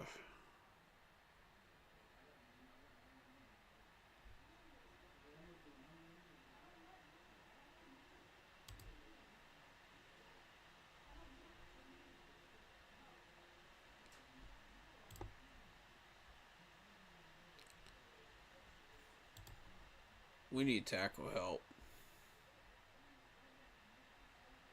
I was not expecting Wyatt to still be here. I'm taking Wyatt.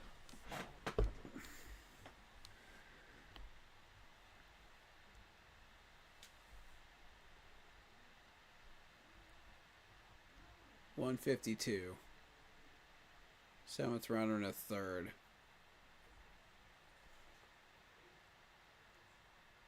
No. This is where we've got to lock in Ty Robinson, because if we get down to 111, he's not going to be there. I know it's a reach, but if we don't reach on him, somebody else will. I guarantee it. Stutzman I've seen sit there for a bit, you know.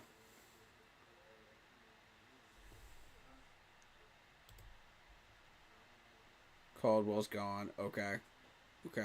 Barrett Carter's gone. Good. I want Stutzman. Good. Stutzman's a great coverage linebacker, and we have enough run stoppers now. We just need a coverage linebacker that plays 3-4. And Stutzman is an excellent linebacker that fits that role.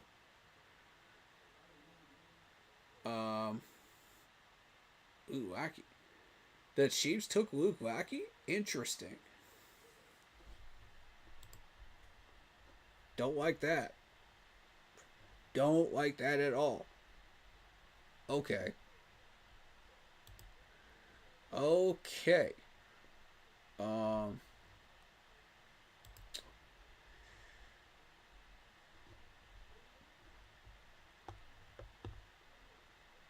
I'm tempted to just go ahead and lock in Noel Williams. This dude ain't gonna sit. I don't know. Will he make it to 140? Somebody might reach. Dude. I don't know.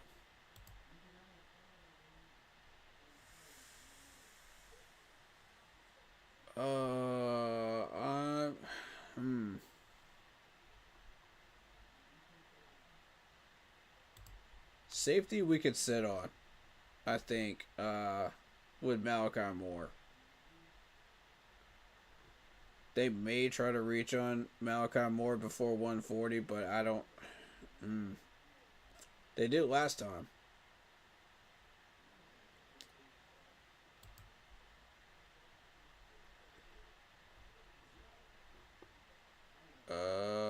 Let's see.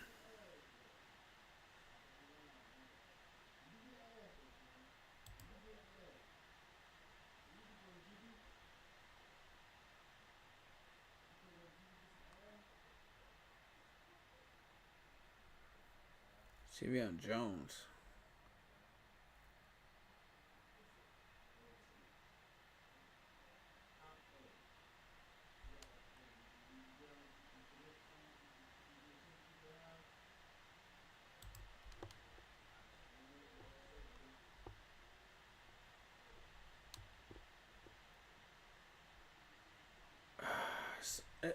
I really, really feel like somebody's going to jump on Noel before we can grab him. That's the problem. Guard, we can always sit and just grab Miles Frazier later. I'm not in a hurry for that one.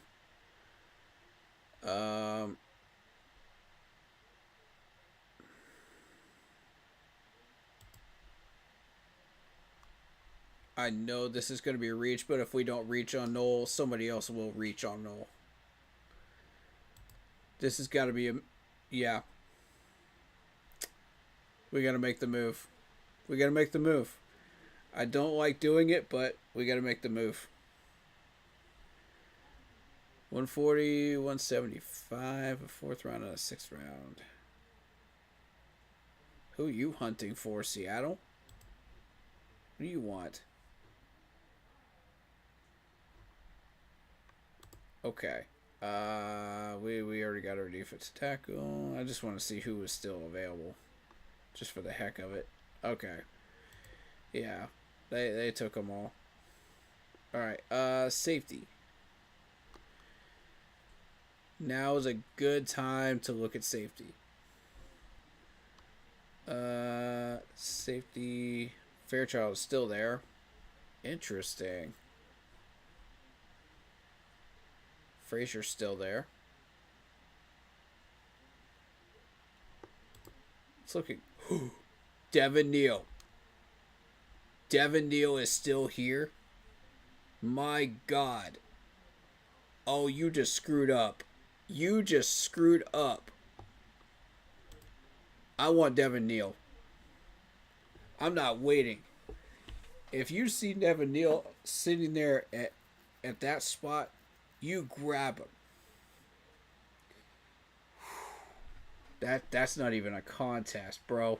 That's not... No. No. This running back room is about to be lit with Devin Neal in it. Oh my God. Alright, 146 down to 169. We pick up a 170. But do we really need to be pushing that? You know, at this point, no. 4th, 5th, 7th. Nah, I'm good. That is the most interesting trade offer out of the three. I like that 173. 169.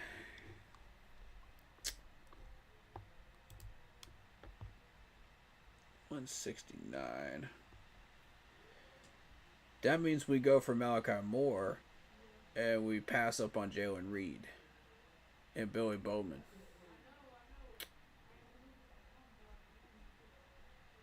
Yeah. Okay. 163. What does that mean? 163. Somebody's gonna reach on Malachi Moore before 163, I bet you. I'll put money on that.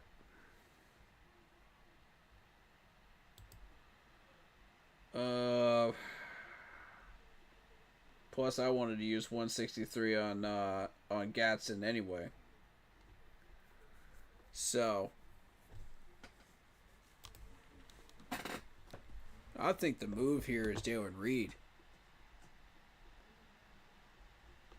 I really do think it is. We've covered everything else.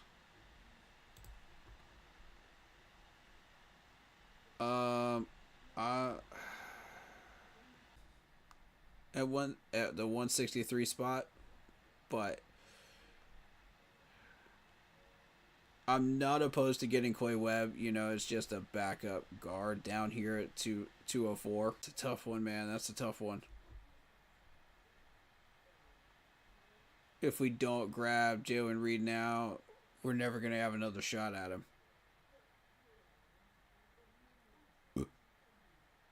I'm going Reed.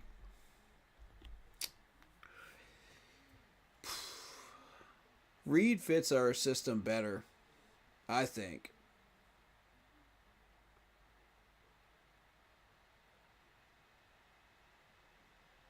I mean, some people might disagree with that, but I honestly think he fits us. 163 down into the 7th round. Pick up a 4th and a 7th. Nah, pass. 163 down to a 174. Pick up a 7th and a 5th. Yeah, see, now we're just getting the desperation trades. 4th and a 6th. Nah. Those are trash. Those are trash. Alright. Let's see. That's it. That's that garbage round trading right there. I'm not about that.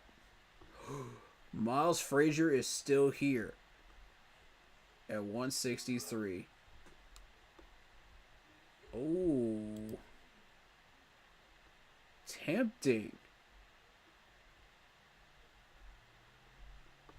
Tempting. But see, we don't have the safety net of Luke Lackey here, so... Dang it, man.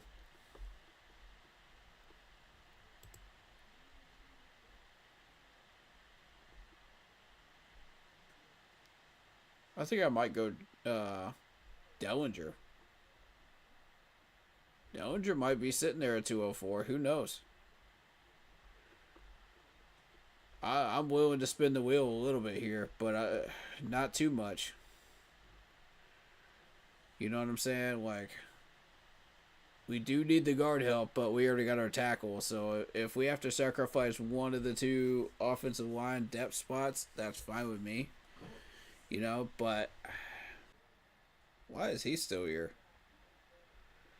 Interesting.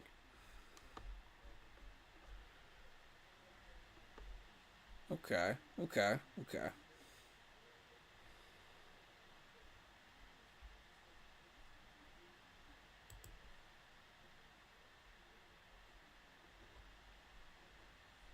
I like oh,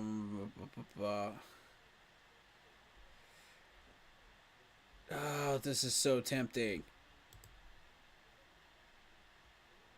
So tempting.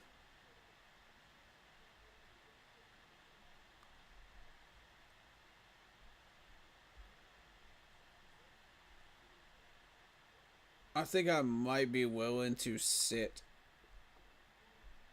Went. Dang, man. Bossa lasted this long. That's crazy.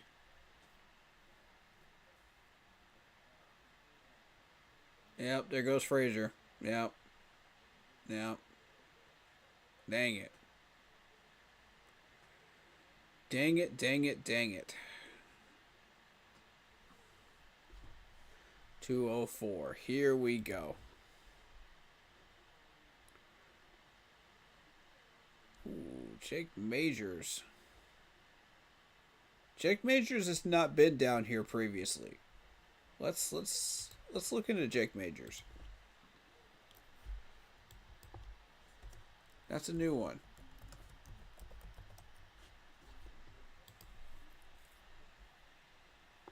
6'3", 306 from Texas. I like his 40 time. I like his vertical. They don't like his arm.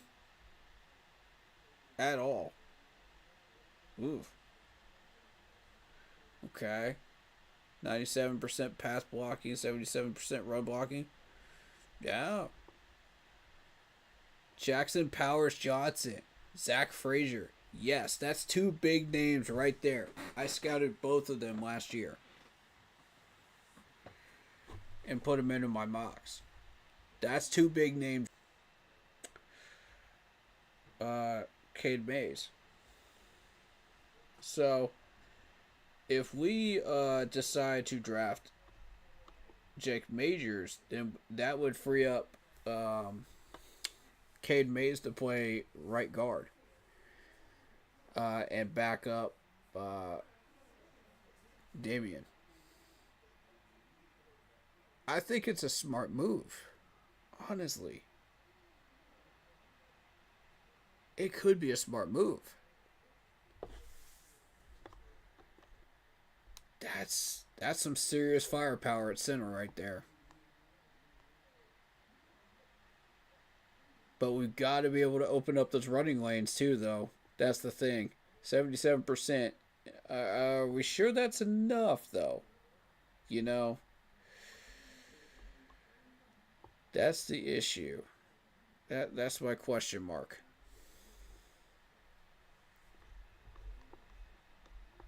Okay. Okay. Okay. You got my attention with him. Connor Colby. I haven't looked at Connor Colby, to be fair.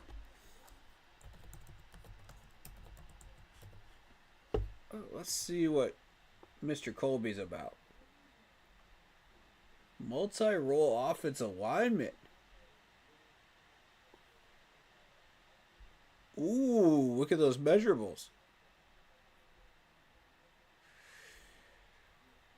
Oh, he's trashing pass blocking, though. Oh, he's trashing pass blocking.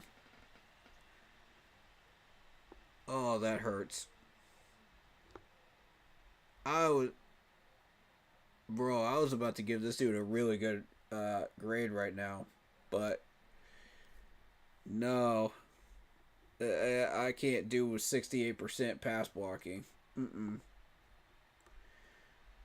That's not it. I understand we do a lot of running, but you got to be able to pass block too, bro. That's not a good fit. Garrett Dellinger. Let's see. Garrett Dellinger.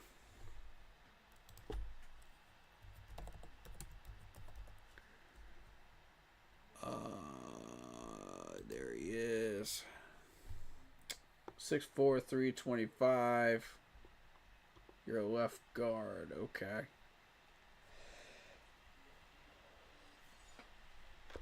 Good measurables. I like those. 80. That's pretty balanced, honestly. It's pretty balanced. Better than Matthew Jones, better than CJ Hansen, Josh Ravis. Okay.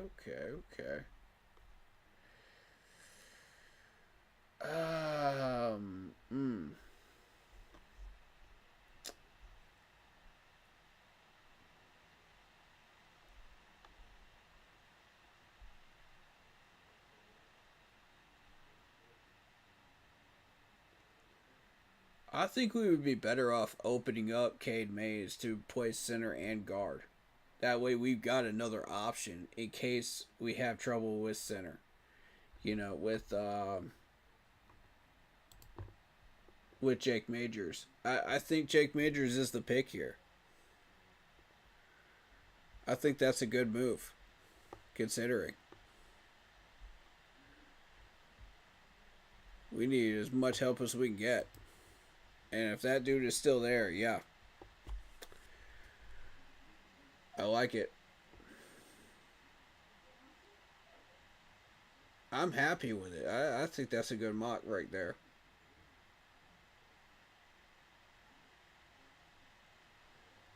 And see, like, it is possible. Oh, the Raiders got Malachi Moore. I just noticed that. Okay, Lions got Dillinger. Nelson, okay. Dolphins.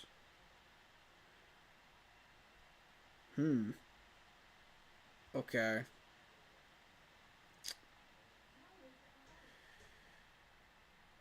I got you.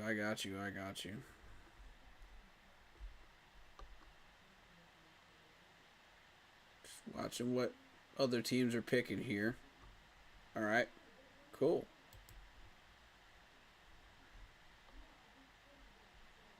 I think we did the right thing by moving that 74 down and picking up the 82 and 92. Yeah, you did need to move a fourth round next year in order to do it, but I think it's worth it to pick up the players that we needed this year with the 82 and 92. Because we managed to get some tackle help and we managed to get Ty Robinson. So I'm pleased with that. That's a proper trade-off for me. And moving that 114 gives you the 137 as well.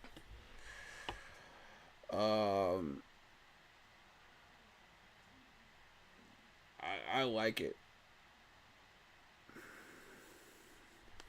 Seattle's become a very, very good trading partner so far in these mocks that I've noticed.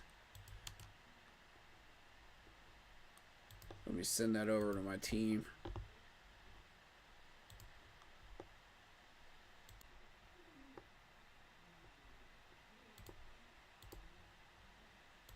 Okay.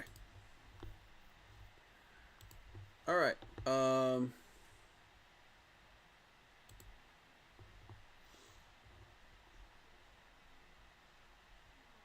I feel like I want to do one or two more.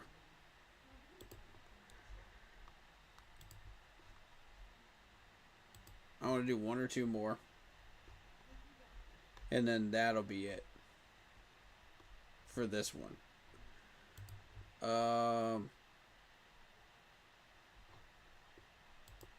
Again, folks, let me know if you want to like.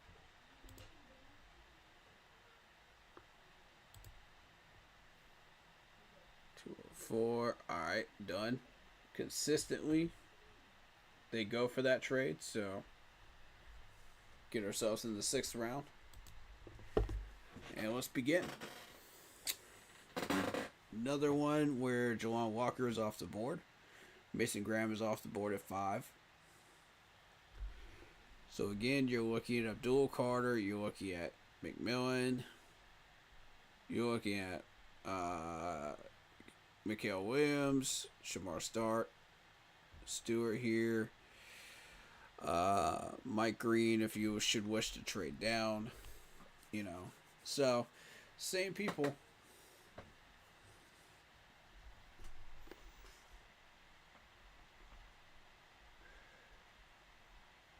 I would be interested. Let me do the last mock we're gonna run. We'll run one with Starks and we'll run one with Nick. Later on this week. Let's do that. And we'll run one with Kenneth Grant.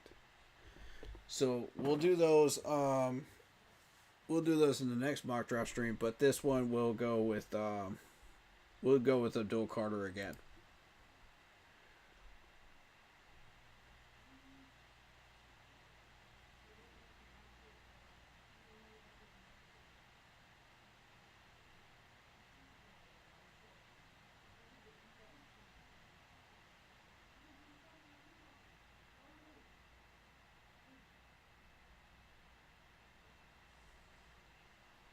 Because I do want some realistic scenarios where for each one of those situations are possible.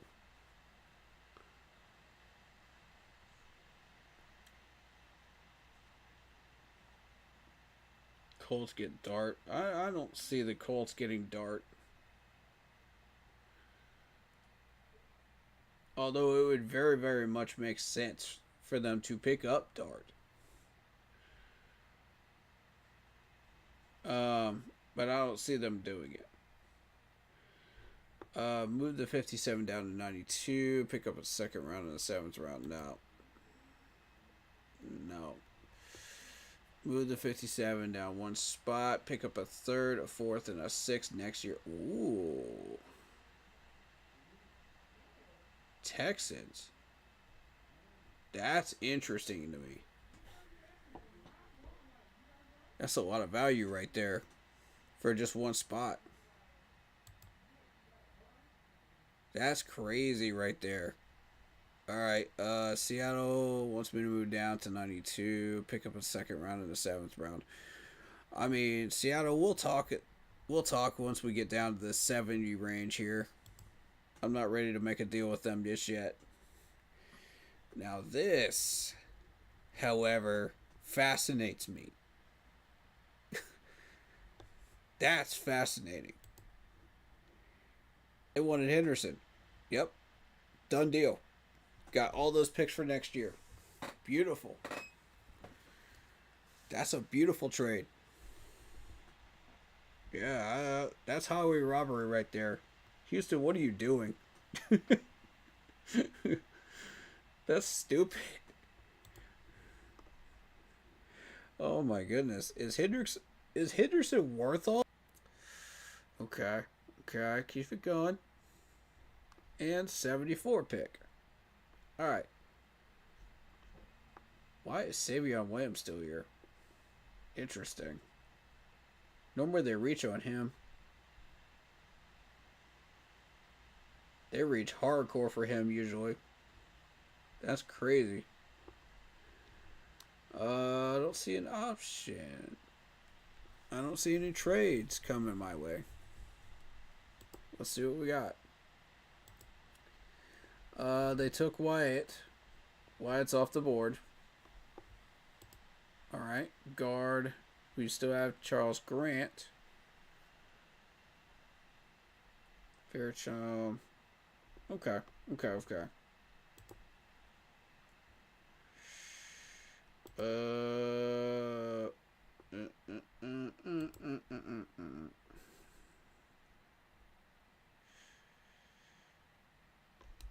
I'm going to make that trade again with Seattle.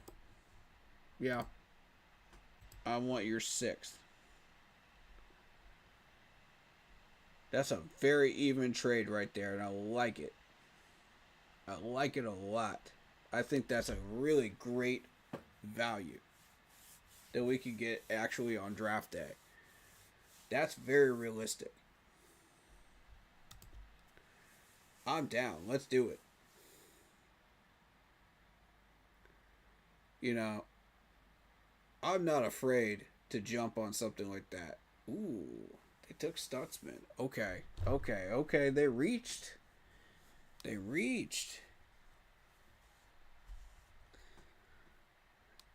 Interesting.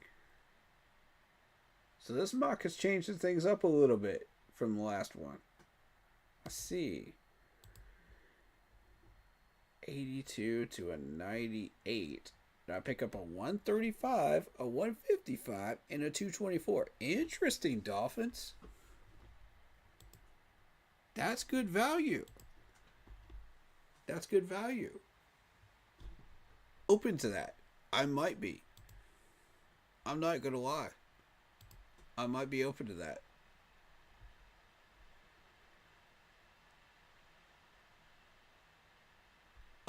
Boss is still going to be there.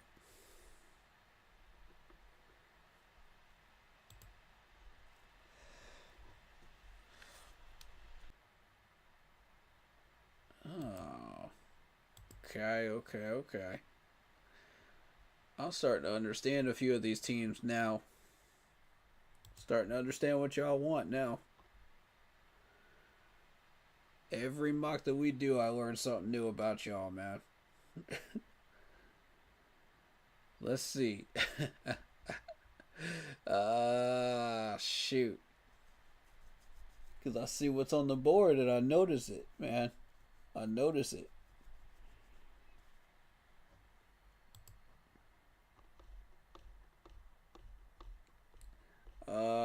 BPA says TJ Sanders, Elijah Arroyo, Demetrius Knight, Turner, Harold Fernan Jr.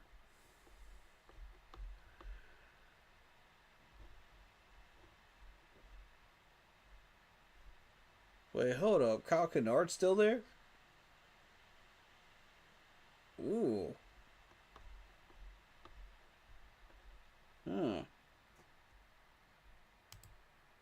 Interesting. Too early to jump on that.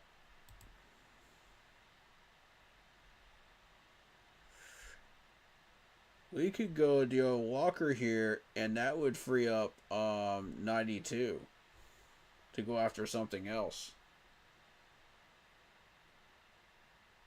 We could rob the Dolphins of Deon Walker right now. Do y'all realize this? Oof. That's beautiful.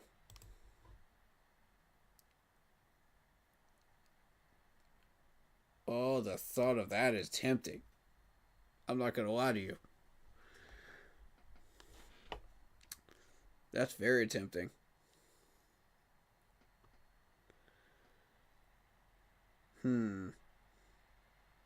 I think if we move down to 98, we can still get Ty. I think we can. If we miss on Ty, we can still get Caldwell.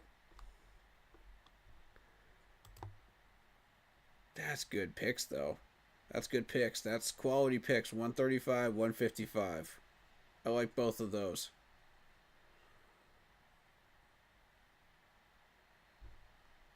I'm going to go ahead and take it. Yep, there goes Ty. They reached on Ty. I knew it, bro. Oh, I knew it. I knew it. Okay, that's fine.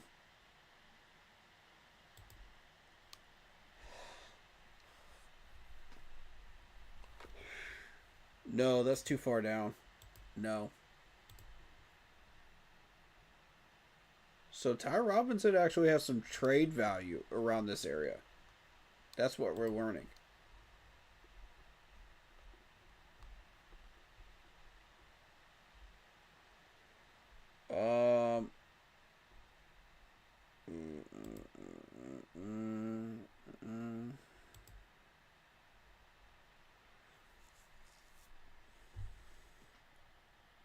Yeah, give me Deion Walker. Give me Deion Walker then. Go down one spot, pick up 2 sevens, 35. So, 35. So,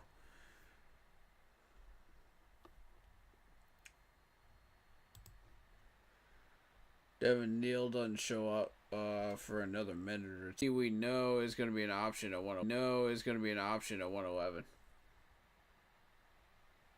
11.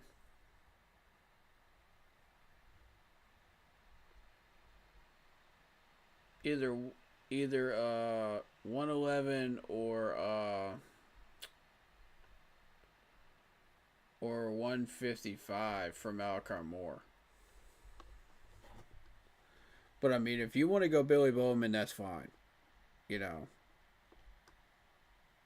I'm not gonna argue that case. You know, if that's what you prefer, that's what you prefer.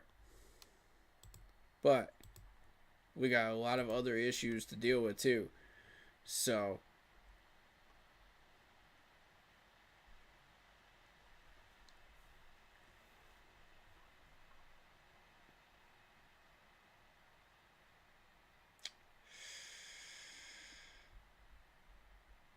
I mean,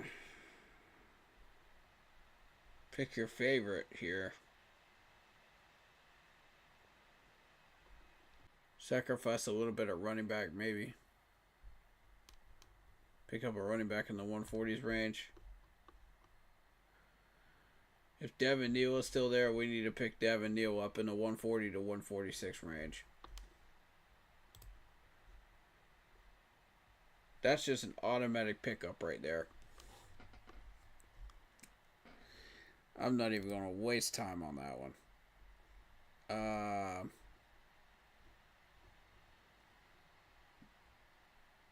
It's too early. Too early for guard.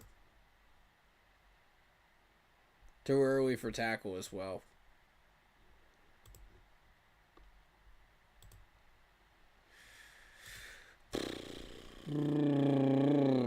This has to be a linebacker pick. Alright. Bet. Barrett Carter then.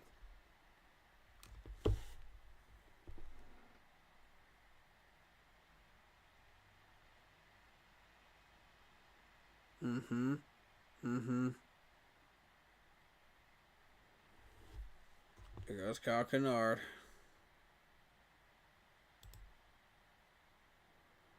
Or the 5th. Ooh, they really want me to get rid of this pick, don't they? They do not like what I could do with this pick right here.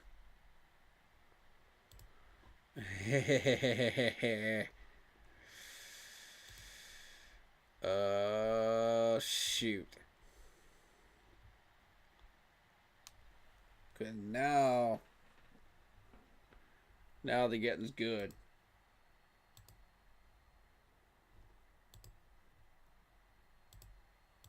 Now the getting's good. We getting juicy down here, man.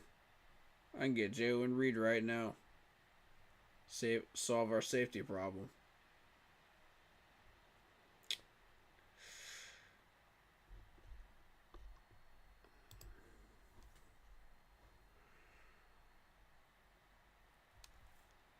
And Miles Frazier would still be there at 135.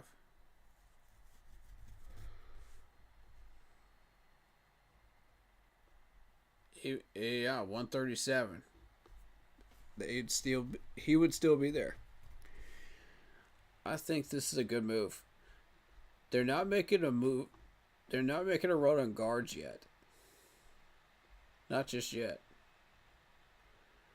So,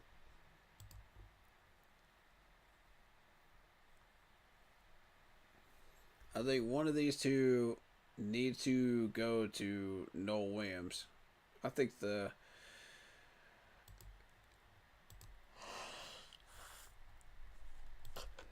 126. I mean, we could go Devin Neal here. We could. We could just remove temptation from everybody. And just pick them ourselves. That would be incredible.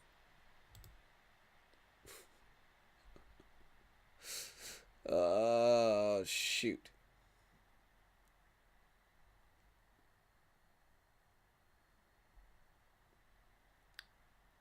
I think Jalen Reed is the pick. I want to play this safe. I want to make sure we get our safety. Bowman, Gray, Roberts, Sampson. Okay. There goes Trevor Etienne. All right. Neal is still on the board. And you know what? Look at the bargaining power we have right now. Look at this. 141 and a 6th rounder. They all want Devin Neal. Look at this.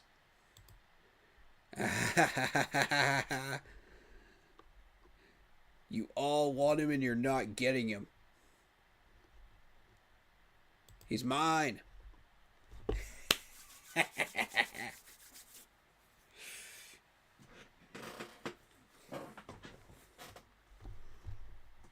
I'm just not so sure it's a good idea to hand him that kind of power right now.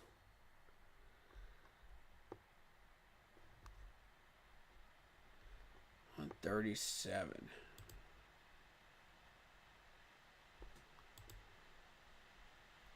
Okay, Fairchild is there. I think that might be the move here.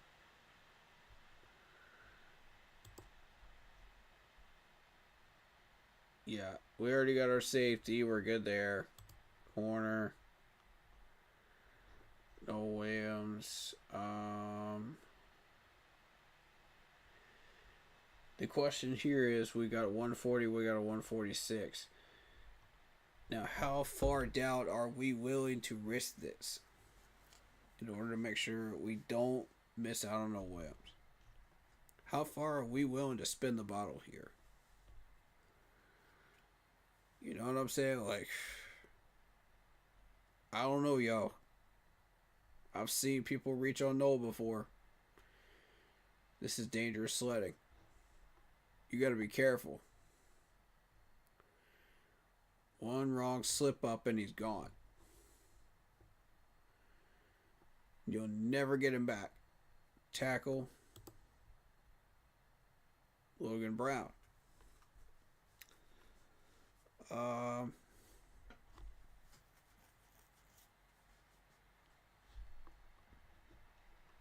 I personally think Logan Brown. I think this might be worth spinning the bottle here.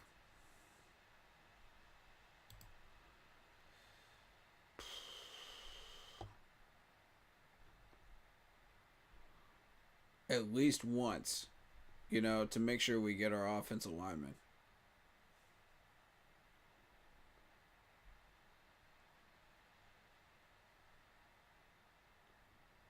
I'll take Fairchild here.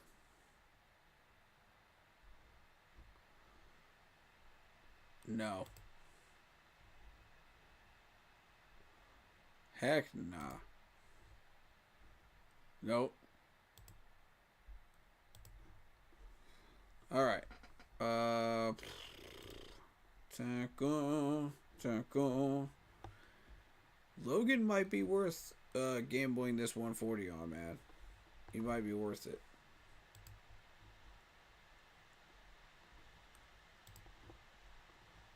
I'm not gonna lie to you. I'd be very tempted right now.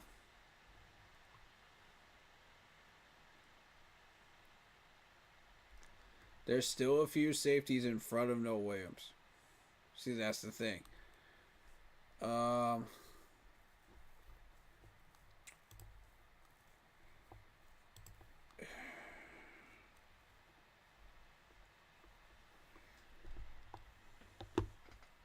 We have a safety net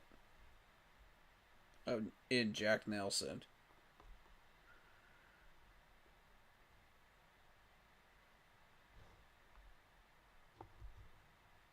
With no wins, we don't.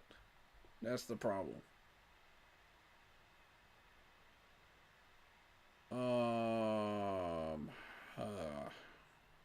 Brown.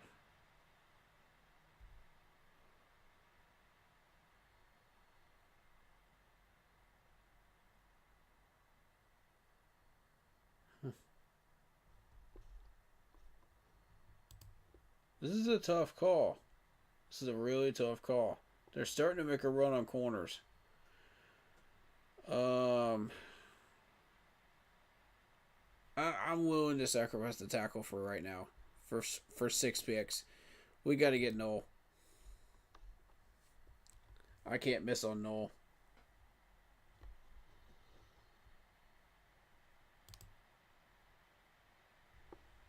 Ooh, down 2 picks. Pick up a 7th and a 5th next year. I'm in trade Bears.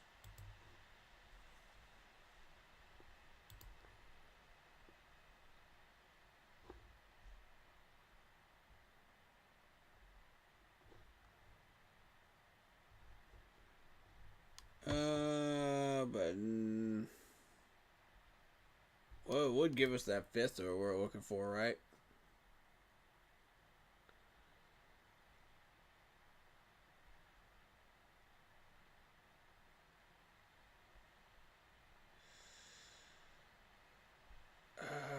Two spots. Nah. Bears have fleeced us too many times, man. Bears have fleeced us too many times. I can't do it. I gotta get Logan. I gotta do it, bro.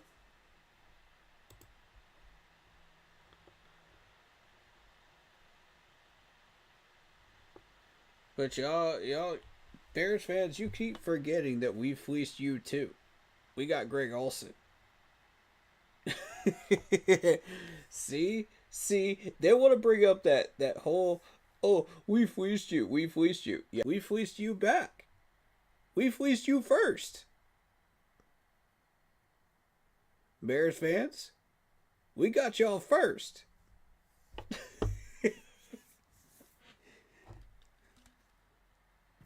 Chicago fans are so quick to forget that. Who was our tight end in the Super Bowl? I'll wait.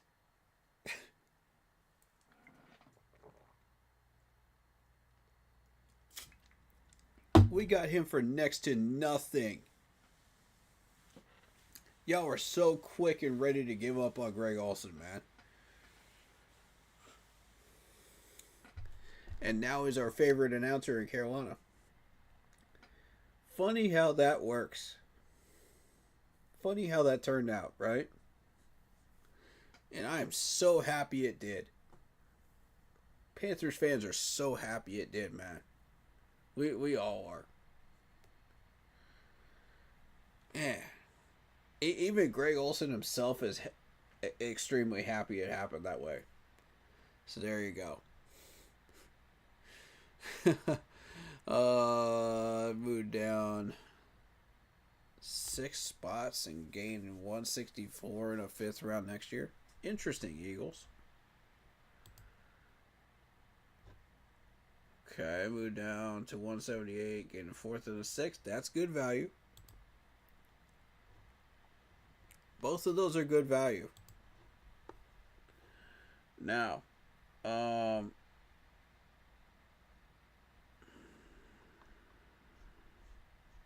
163, that's what we'll do. Since y'all want to play that game, I'm going to steal something from y'all. We got best player available situation right now. And you know what? I'm thinking Jeffrey Bossa.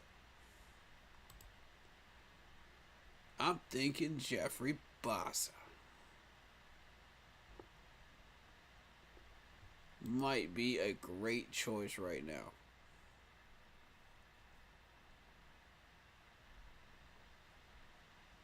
I'm thinking it might be, y'all. Y'all want to messing with me, man. Y'all want to mess with me. We go back and forth, man. I love having fun with these other teams like this. I love it.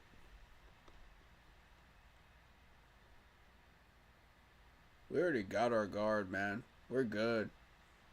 We got Fairchild. I'm happy with it.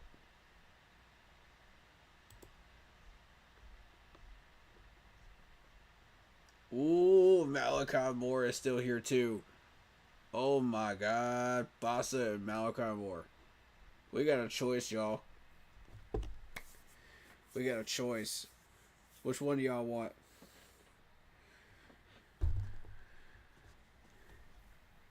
Do you want another linebacker? My man Bossa here? Or do you want Malachi Moore? Oh, that's a tough call, isn't it? That's a tough one. I'm not gonna lie, that's ooh.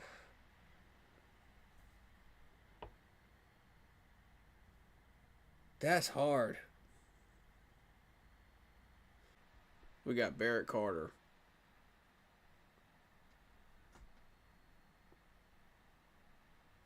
Man.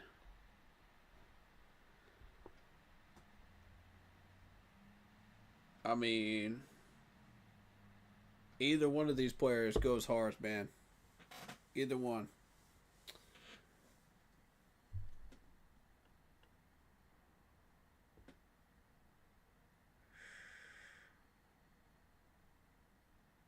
I feel like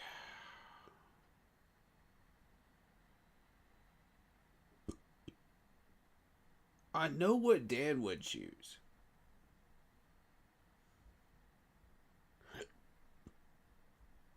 I know what Dan would choose. He would choose the linebacker. But it's not always that easy. You know, when you got a monster safety sitting on this board at the same time,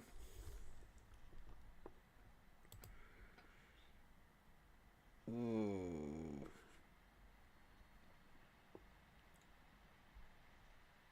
Mm, mm, mm. Yeah.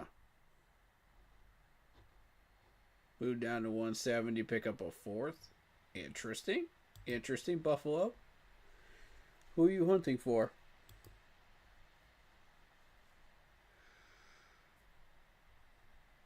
Who are you hunting for?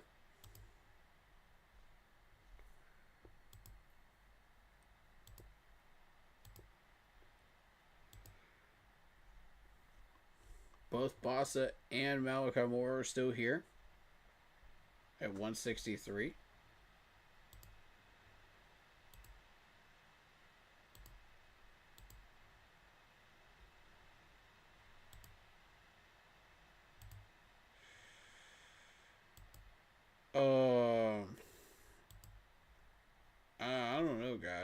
I don't know. Now it actually is between these two. Now it actually is. I land at 204. Do you think there's a chance that Malachi Moore could still be there at 204?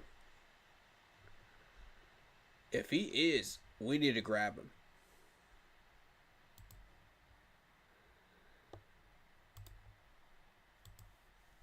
I mean, shoot.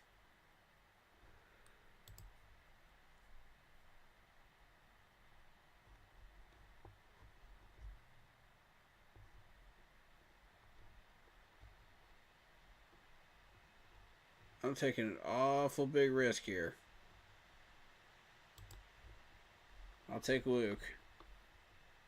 We got our tight end.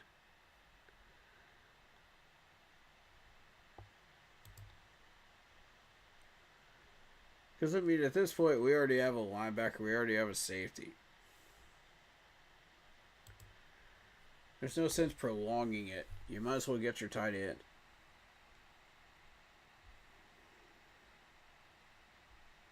And I think that C plus is garbage. I completely disagree.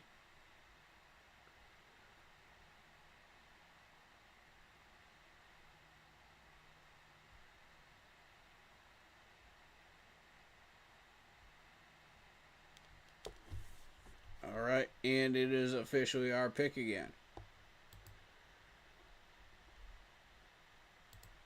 Both Bossa and Malachi Moore are gone.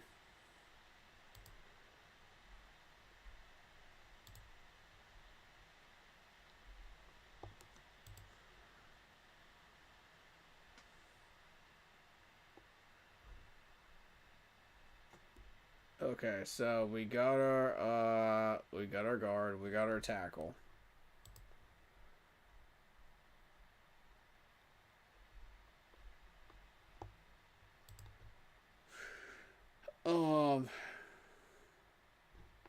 For me, this pick right here at 204 now becomes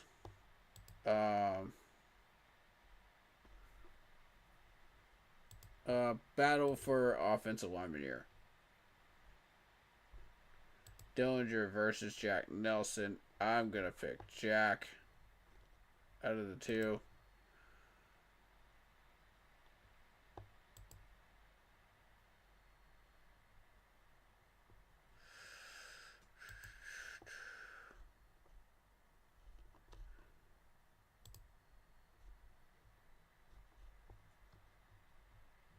Yeah, I'm going to take Jack. Not too much here at this point.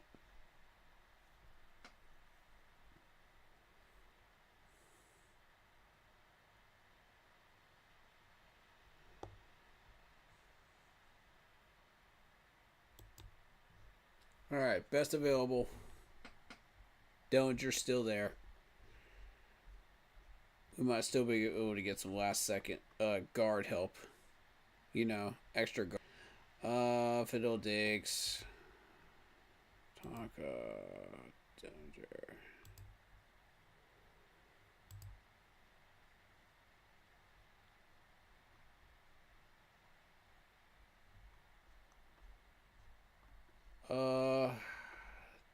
There is Jalen Smith. We could get some nickel help for Charles Smith Wade too.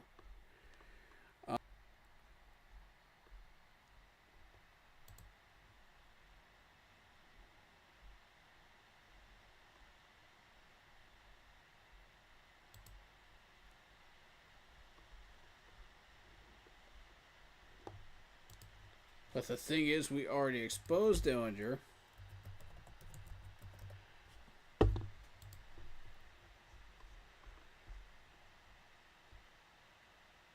No, we didn't either.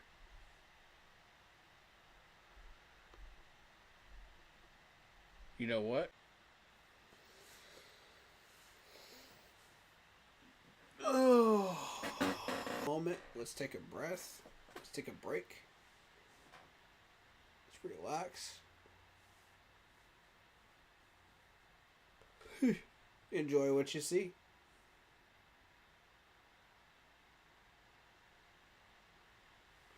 Hit that like button if you like these streams.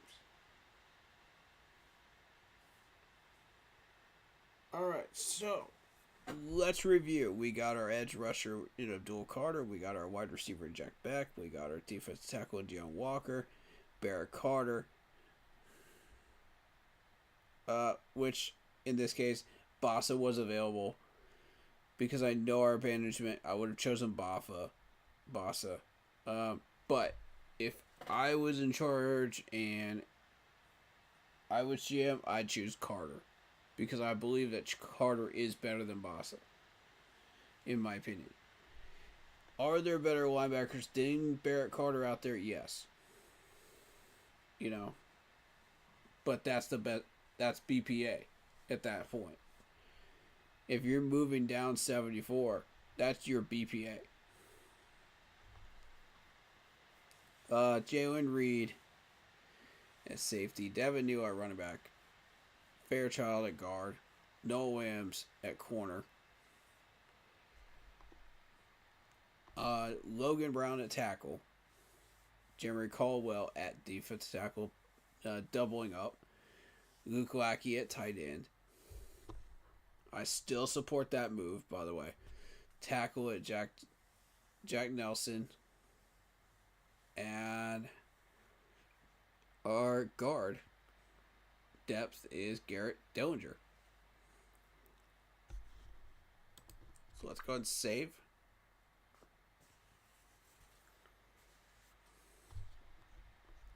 So to wrap up with the trades, we moved down one spot and we received a 3rd, 4th, and 6th next year.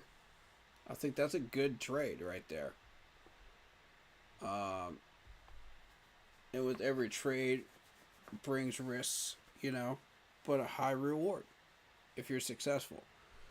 I moved down to 74, got an 82 and a 92. And a 137 for a 114 in a 4th round next year. So you gotta be willing to throw out some meat, man, from next year, or they're going to just reject it. That's the thing. But that's a good value. I like that value. And that ensures that we get every piece that we need up here.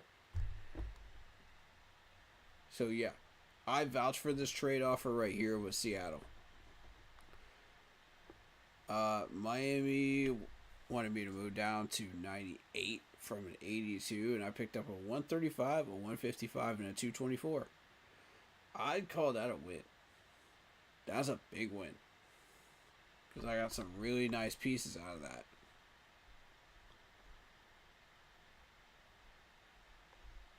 So just to take a look at the top 10, you got Shedeur Sanders going to the Titans, John Walker to the Browns, Cameron Ward to the Giants, Kevin Banks to the Patriots. I don't see that happening. I think they're going to go McMillan. They need a wide receiver up there. Bad. Mason Graham to the Jags. Travis Hunter to the Raiders. I could see that.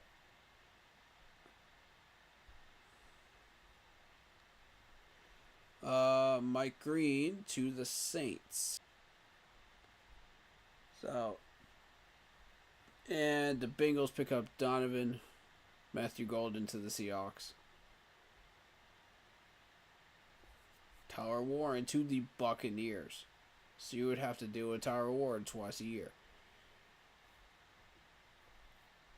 Kenneth Grant to the Texans via my trade.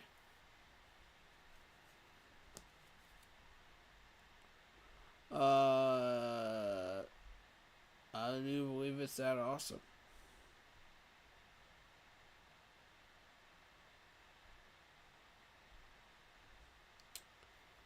And look at this, Malcolm. I don't see anything else we could really do here. Um,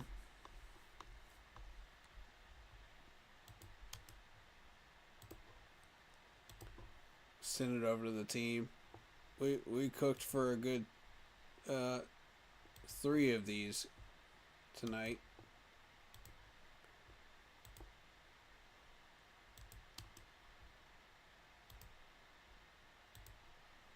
And there we go. There's the last one. Shout out Blitz. If you haven't checked out Blitzball Champs stream, go check him out. He's an awesome streamer, and he does wrestling, gaming content, and also Panthers material. So I've been collabing with him a lot. So go check him out. Go subscribe to Blitzball Champ and Carolina Bleeding Blue podcast as well. If you were around during the early part of the season, you may have been able to get lucky to catch my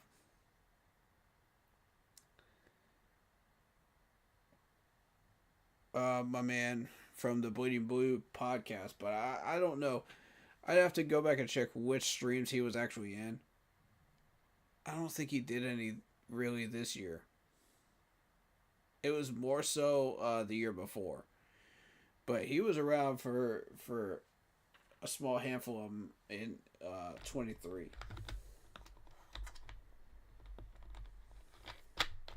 But yeah, go check him out too.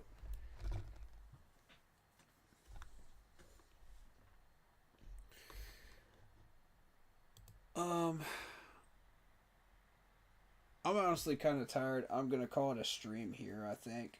But in the next mock draft stream, when I do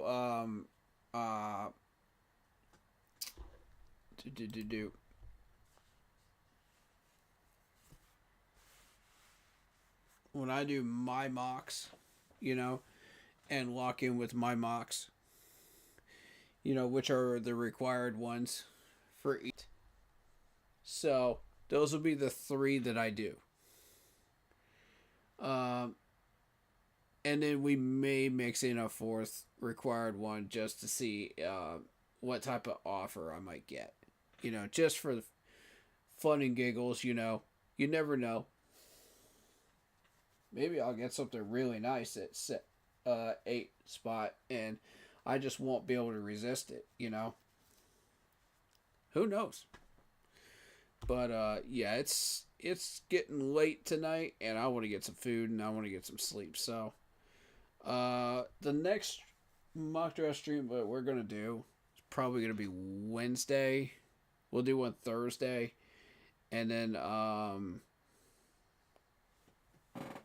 let me check my calendar. I should.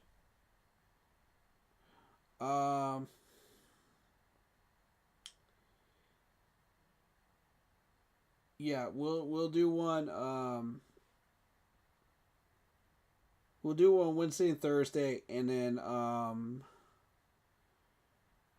potentially Sunday, the 13th. We'll see how that goes. But definitely mock draft Mondays are a go. So thus far, it's looking like Sunday, Monday, Wednesday, Thursday. This month. And I may be able to mix in the 19th and the 26th. No, 19th for next week. I may be able to do the 19th. We'll see. That's a question mark. That's a massive question mark. So we'll see how that goes. I don't want to plan anything for a weekend right at the moment, but because I kind of want to kick back and relax on the weekend. So we'll see how that goes. And if I'm feeling it, I might mix in a gaming stream during the afternoon time, during the week. So we'll see what happens. You know, it may just be for a few hours, just for a random game stream. You know, right around time people are getting off work and stuff. So we'll see. We'll see what I'm feeling. But the important thing is we got to make sure that all of the mock draft stuff is taken care of first, and that's priority on the channel. Um,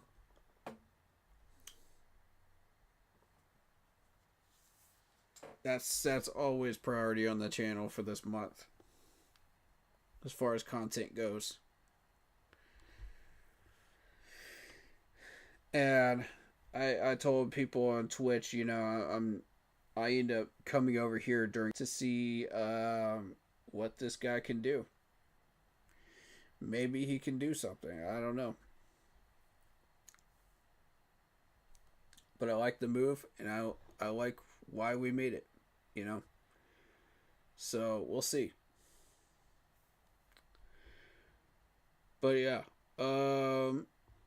make sure to hit that like button, hit that sub button, hit that bell, select all of you, comment down below if you feel like doing so, and don't forget to check out the Facebook group page. Keep pounding in all caps for in-game posts, polls, opinions, and reactions to NFL news, such as scheduling for the channel, and for the Yahoo Sports app, keep pounding Fantasy Football League. If you want to get your hands on an intro like the one you see right here, if you're a content creator, go check out Lindara Ty on Instagram. She does videos, panels, etc. Very awesome to work with. Tell her I sent you, and she'll hook you up with a good price, and she'll work with you. So, using her last name first in search check.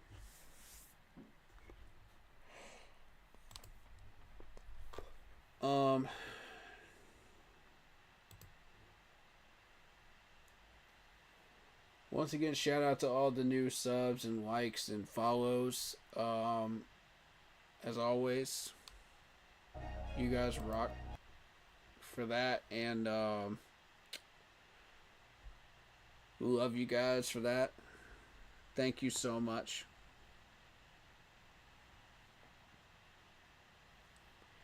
But yeah, man, we gotta stay dangerous, man, as a team, as a franchise, man, and then these mocks are a good way to learn and get the players that we were looking for, man. So that'll do it.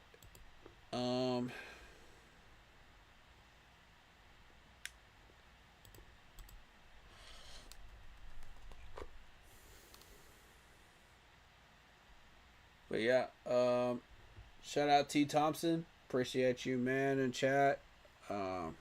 And shout out to anybody else that was lurking and was just chilling out, you know, and didn't really talk in chat.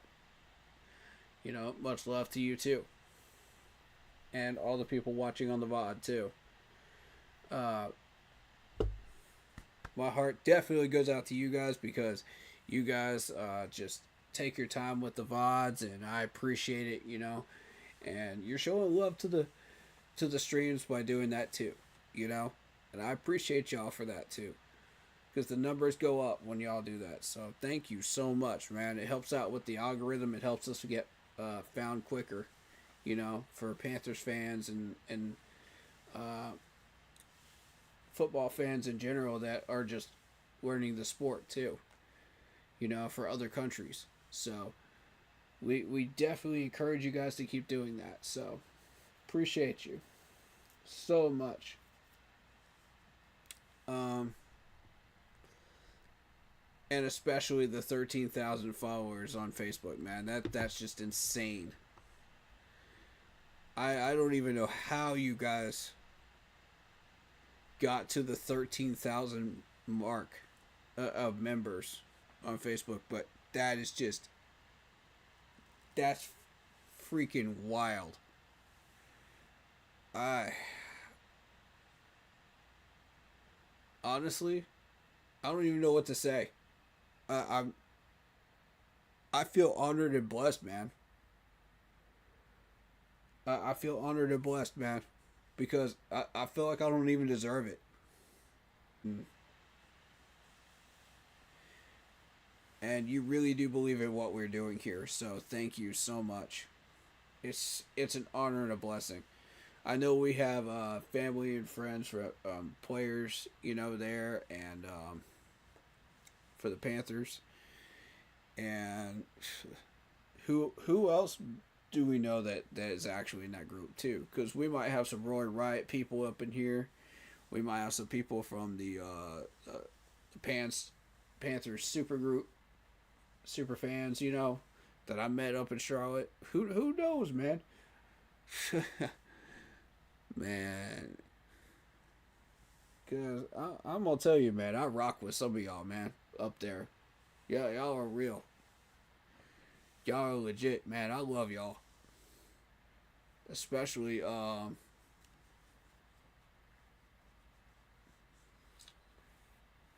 especially my man with his own LLC up there, man. Eh, that's real right there. That's work. That's putting in work. That's putting in work, and that's putting in time and effort and just making money off of it, man. That's real, dude. Yo, it doesn't get any more real than that right there. If you're trying to hustle, man, and you're trying to make some money, man, shoot, that man found a way to do it. And if he could find a loophole and manage to do that, man, anybody can. Anybody can. I'm just keeping. I'm just keeping it a buck, man. Yeah, y'all got the talent. Just keep it going. Stay on that train. You know what I mean? It's leaving the station in 2025. I'm trying to tell y'all, man. It's leaving the station. If y'all ain't on it, you gonna regret it. So, jump on while you can. Jump on while you can. Because once we hit 26 and 27, you ain't gonna have no other chance. But yeah, man. Hey. Much love to y'all, man. Much love to the Panthers family. And the Keep Pounding family. Stay happy, healthy, and well, man. Life is short. Enjoy what you got of it.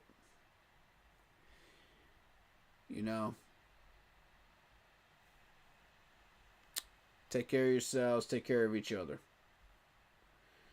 Alright, we're going to see you in the next stream. As always, you already know what to do. Keep pounding.